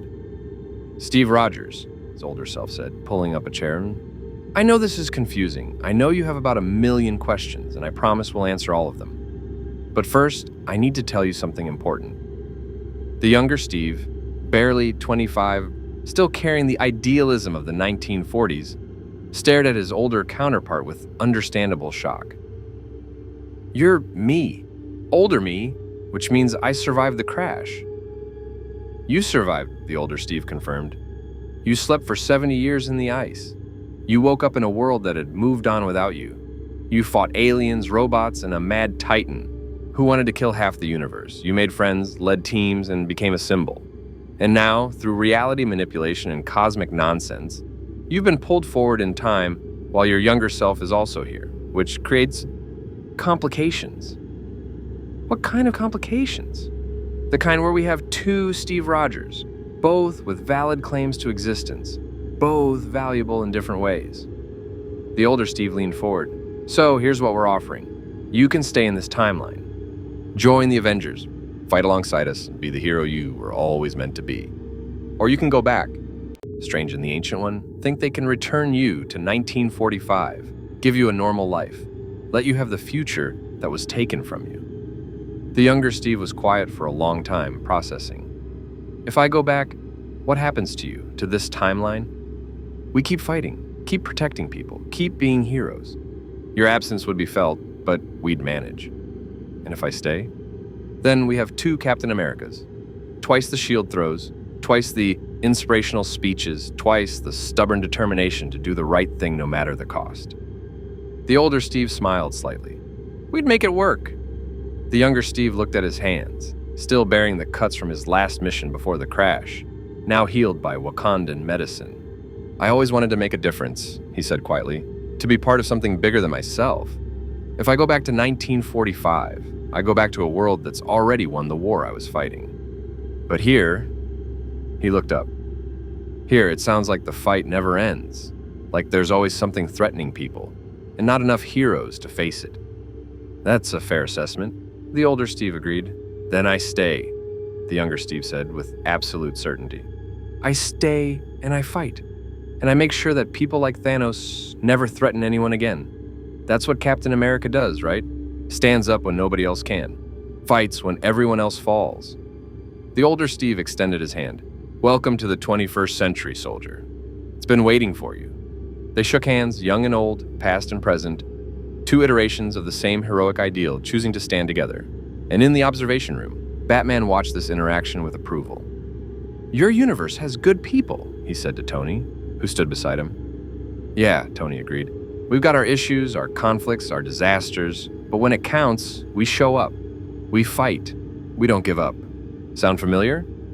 "Very," Batman said. "Which is why I think you'll be fine when we leave." "Leave?" Tony turned to face him. "You're going? All of you?" "The dimensional rift closes in 3 days. We've done what we came to do, helped you rebuild, stabilize the situation, Ensure the Infinity Stones are protected. Your Earth is ready to stand on its own again. What about the threats we don't see coming? What about... You'll handle them, Batman interrupted. The same way you handled Thanos. Together. With trust, teamwork, and the absolute refusal to surrender. That's what makes you heroes, Tony. Not your armor, not your wealth, not even your genius. It's the choice to keep fighting for people, even when it's hard, especially when it's hard. Tony was quiet for a moment, processing the impending loss of the most powerful allies his universe had ever known. For what it's worth, he said finally, you guys are welcome back anytime. If you figure out how to cross dimensions again, we could use the backup. And if you figure it out first, feel free to visit, Batman replied. Our Earth could learn a few things from yours, particularly about titanium gold alloy applications. Tony laughed despite everything. You're going to miss me, aren't you? Admit it.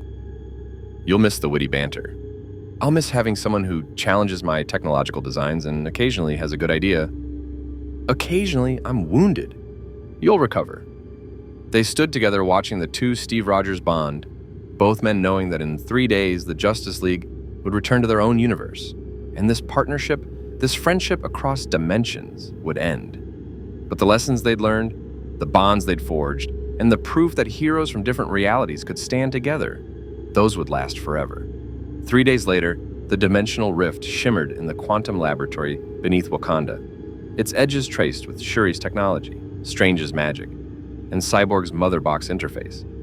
It was beautiful and terrible, a doorway between realities that should never have existed, maintained only through the combined genius of 3 universes' greatest minds.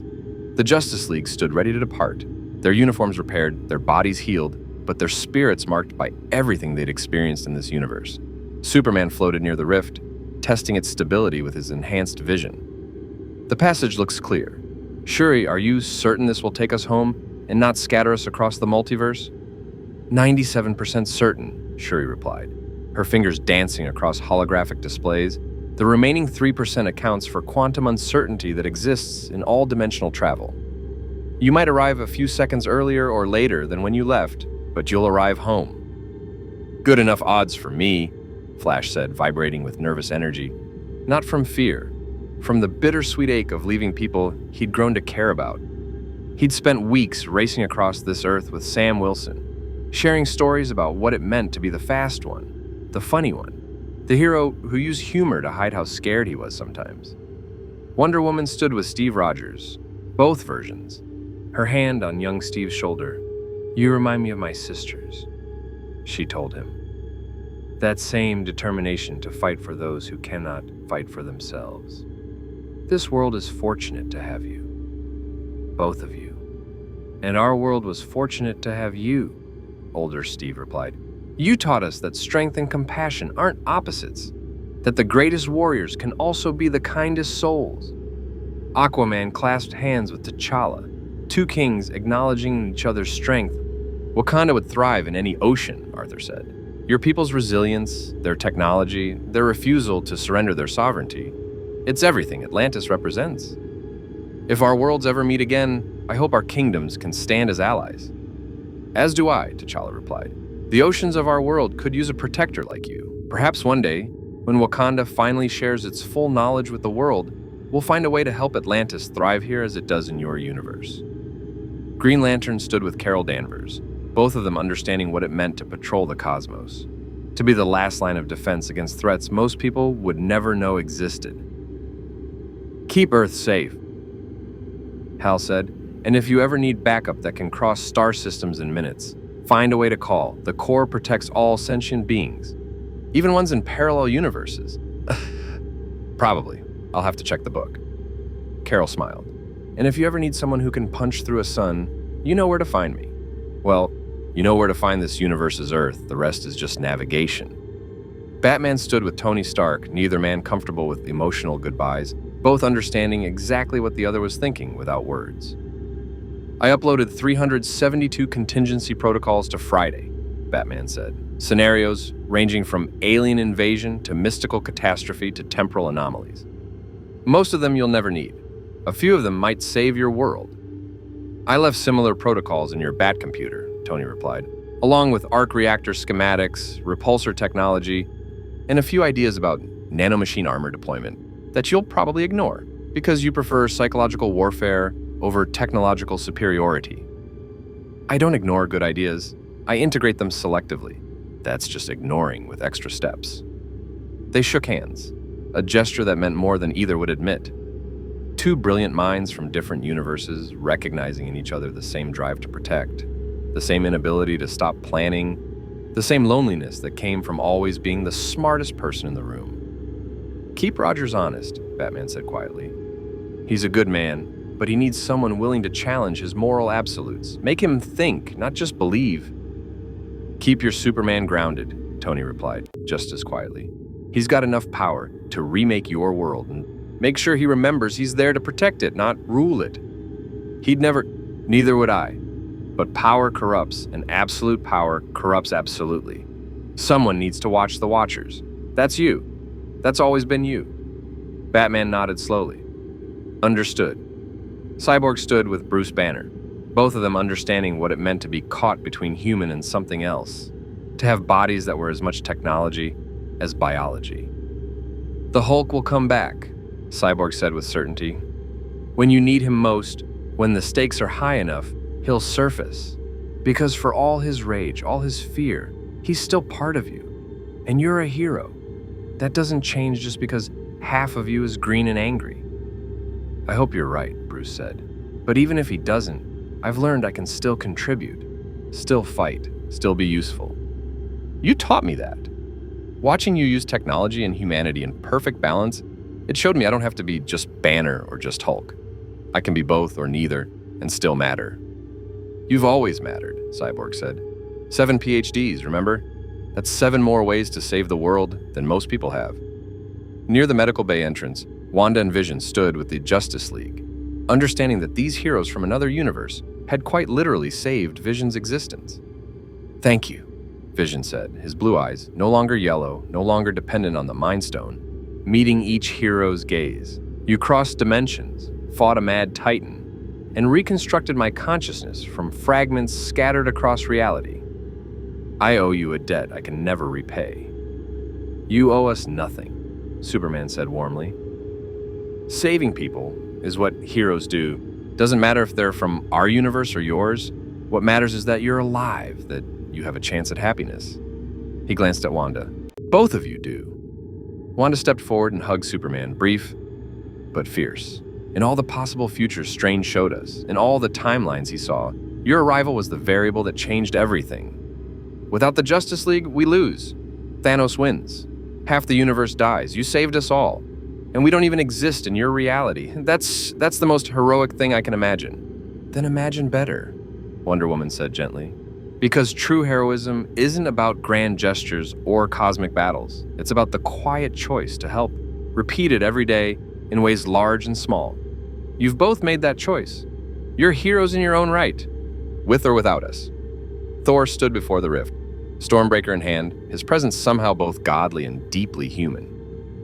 "Justice League of Earth," he said formally, his voice carrying the weight of Asgardian authority. "You came to our universe as strangers and left as brothers and sisters in arms. The halls of Asgard, wherever they may be rebuilt, will always have a place for you. And if the Bifrost can somehow pierce dimensional barriers, I swear by the Allfather that I will find a way to stand beside you again."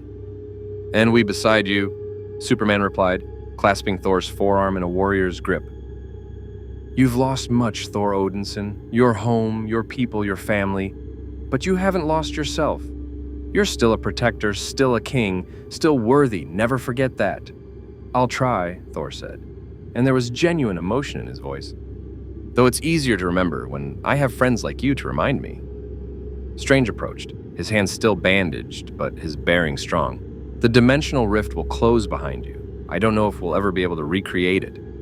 The convergence of circumstances that brought you here was 1 in 14 million.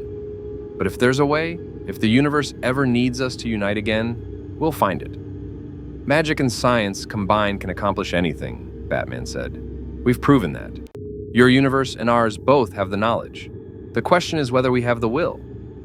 "We'll have the will," Tony promised, "because now we know what's possible. We know that heroes from different realities can work together, can trust each other, can accomplish the impossible, that knowledge doesn't disappear just because you do. The Ancient One stepped forward, her presence serene despite the magnitude of what they were attempting. The barriers between universes exist for good reason. Crossing them carelessly can damage the fabric of reality itself. But when it's necessary, when existence itself hangs in the balance, she smiled, then the barriers become less important than the bonds we forge across them. Go home, Justice League. Protect your Earth as you've helped protect ours. And know that somewhere in the infinite multiverse, we're doing the same. Peter Parker, fully healed and wearing his Spider-Man suit, approached Flash with a mix of excitement and sadness. So, I know you're a Flash and I'm a Spider-Man, and we're from totally different universes with different power sets and stuff.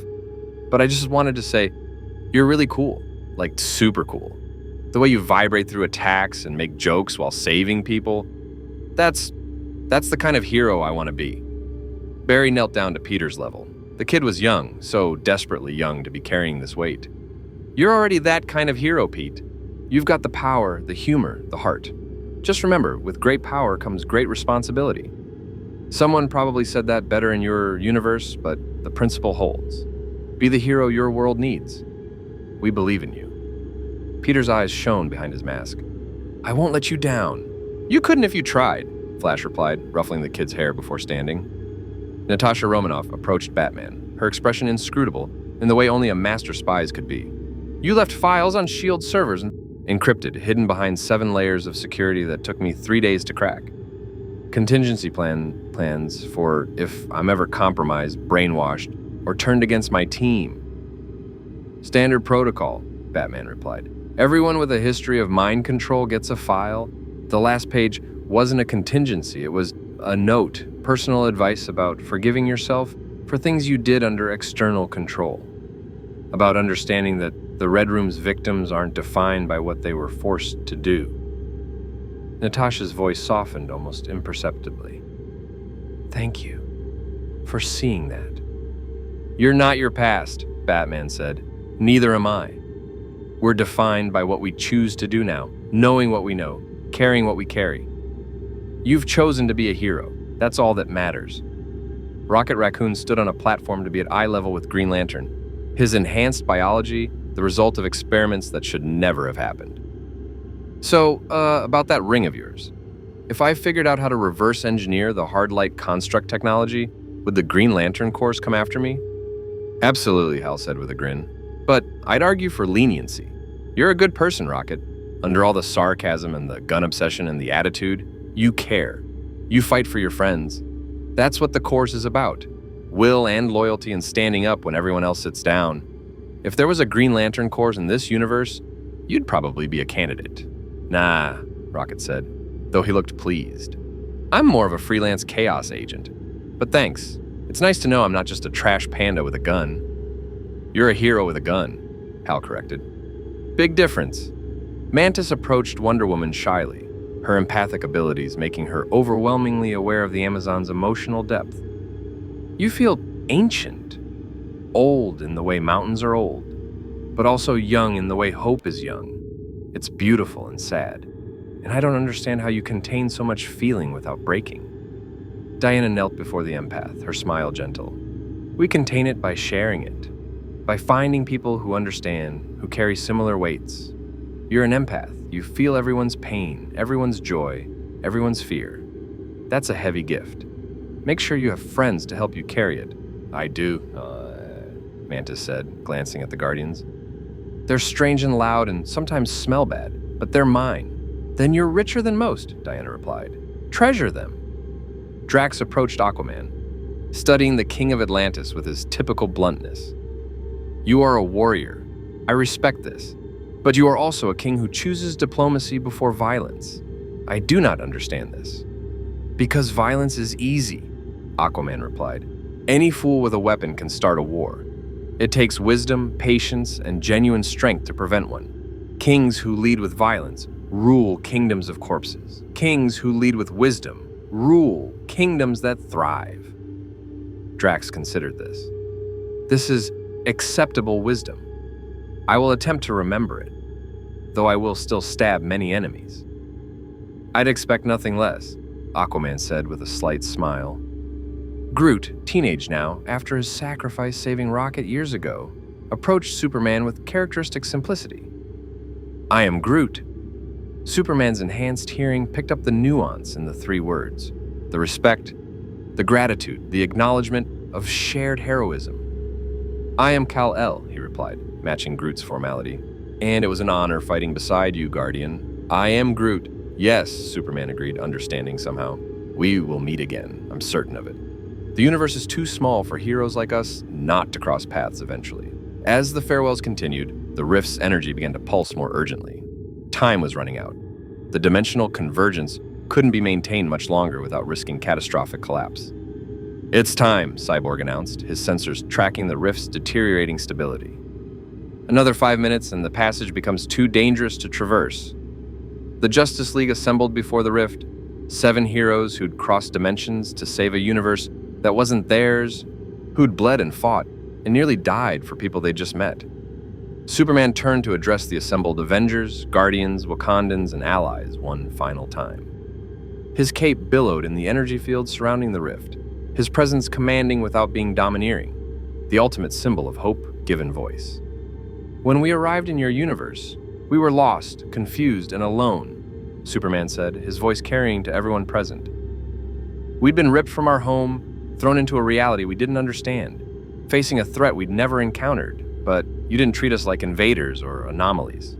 You treated us like allies, like friends, like heroes worthy of standing beside you." He paused, his eyes reflecting the rift's light. "We've learned that heroism transcends universes, that courage, compassion, and the willingness to sacrifice for others, these aren't unique to our Earth or yours. They're universal constants, as fundamental as gravity or time. You've taught us that no matter how different the circumstances, heroes are heroes because of their choices, not their powers. Your universe faced annihilation," Wonder Woman added, stepping forward. "Half of all life nearly ceased to exist because one being decided his vision of balance mattered more than individual lives. But you stood against him. You fought when the odds were impossible. You sacrificed when asked to pay the ultimate price. And you won not because you were the strongest, but because you refused to surrender. That's the lesson we're taking home," Batman said, his voice carrying the weight of absolute certainty. "That victory isn't guaranteed by power. It's earned by perseverance, by trusting your allies, by making the hard choices and living with the consequences. Your universe survived because you embodied those principles. We'll make sure ours does the same." Green Lantern raised his ring, its emerald light blazing. "In brightest day, in blackest night, no evil shall escape our sight." That's the Green Lantern oath. But today, it means more. It means that no matter how dark things get, no matter how impossible the odds, we keep fighting. We keep hoping. We keep believing that tomorrow can be better than today.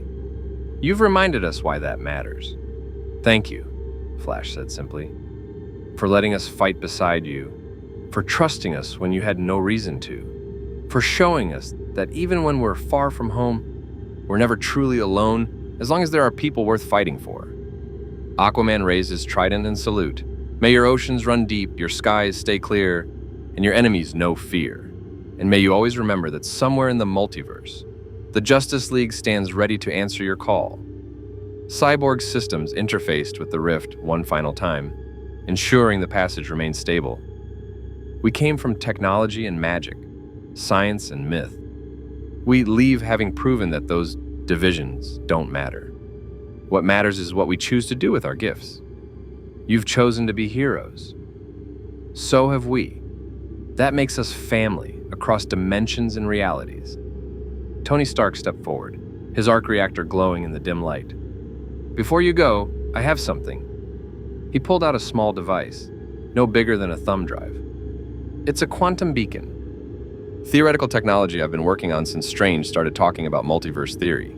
If activated, it sends a signal across dimensional barriers. We don't know if it'll work, don't know if you'll receive it, but he offered it to Batman. If your universe ever faces something you can't handle alone, activate this. We'll find a way to help. I don't care how many laws of physics I have to break." Batman took the device, examining it with professional appreciation. Elegant design. Quantum entanglement paired with dimensional harmonics. It might actually work. It will work, Tony said with characteristic confidence. I built it. Then we'll keep it safe, Batman promised. And if we ever need allies from another universe, you'll be the first we call. Steve Rogers approached, carrying something wrapped in cloth. He offered it to Superman. This is a piece of vibranium, small but pure. T'Challa insisted you take it. He said that if you ever need something that can withstand any force, any attack, any threat, vibranium is the answer. Consider it a gift from one protector to another. Superman accepted the metal reverently. We'll treasure it, not for its value, but for what it represents. The trust between our universes, the friendship forged in battle. Thank you, Steve, both of you. Both versions of Captain America saluted, a gesture of respect between soldiers who'd fought the same war from different eras. The rift pulsed urgently. 30 seconds remained before it destabilized completely. Go, Strange said, his voice tight with the effort of maintaining the portal. We'll hold it open as long as we can. But you need to leave now. The Justice League moved toward the rift, but Wonder Woman paused at the threshold. She looked back at the assembled heroes, this makeshift family of warriors, scientists, gods, and ordinary people who'd chosen to be extraordinary. The universe is vast, she said. Infinite, perhaps. Filled with wonders and terrors beyond imagining. But today, I learned something that makes that infinity less frightening. No matter how far apart we are, no matter how many dimensions separate us, heroes will always find each other. We'll always stand together when it matters. That's not faith, that's certainty. She stepped through the rift. Green Lantern followed, his ring casting one last emerald glow across the assembled heroes. See you on the other side, he said, whichever side that ends up being. Flash vibrated with anticipation. This has been absolutely insane, and I loved every second of it. Same time, next multiverse-ending crisis. He didn't wait for an answer before zipping through the rift in a crack of lightning. Aquaman raised his trident one final time. For Atlantis. For Wakanda. For every kingdom that chooses to protect rather than conquer. He stepped through. Cyborg's systems integrated with the rift, stabilizing it for the final seconds. See you in the next life, or universe, or timeline. Honestly, I've lost track of dimensional theory. He vanished into the light. Batman was last to approach. He stopped at the threshold, turning to face Tony Stark one final time. Don't let them forget, he said quietly. Don't let them forget that they're stronger together than apart. That trust is more valuable than control. That the only thing scarier than facing impossible odds is facing them alone. I won't, Tony promised. You do the same for your universe. Always, Batman replied. Then he stepped through the rift, and the last connection between universes began to close. But before it sealed completely, Superman's voice echoed back through the shrinking portal. One final message from a hero to heroes. When the darkness comes, and it always comes, remember that you don't face it alone. Remember that somewhere in the infinite multiverse, the Justice League stands with you. Remember that heroism transcends reality itself. And remember, the rift closed with a flash of light that illuminated the entire facility. We believe in you. In the quantum laboratory, silence fell. The rift was gone, sealed completely. The dimensional barriers restored. The Justice League had returned to their universe, and the MCU was alone again. But not unchanged.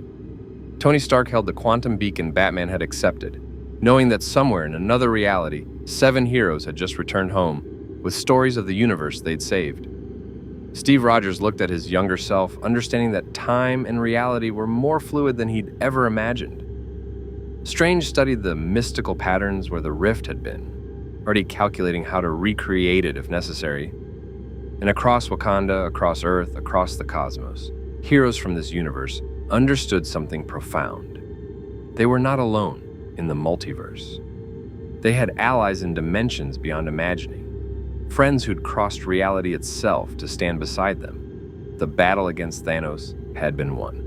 Vision lived, his consciousness reconstructed from fragments scattered across dimensions. The Infinity Stones were secured, guarded, contained. The Avengers had reunified, their trust restored through shared sacrifice. And the universe, this reality, this collection of stars and planets and people who refused to surrender would continue. Not because victory was guaranteed, but because heroes would always stand against the darkness, together. "They'll be okay," Wanda said quietly, her hand in Vision's. "The Justice League. They'll make it home." "They will," Vision agreed, his sensors detecting the dimensional seal. "And when they do, they'll tell their universe about us, about the day realities converged and heroes stood as one." "Good," T'Challa said, moving to stand beside them. "Let every universe know Earth is defended. Not by one hero or one team, but by all who choose to stand. That is our legacy. That is our promise. That is our future." And in the quantum laboratory beneath Wakanda, where a rift between universes had just closed, where impossible had become reality and heroes from different dimensions had become family, the assembled champions of Earth understood something fundamental. The universe was vast. The threats were endless. The odds were often impossible.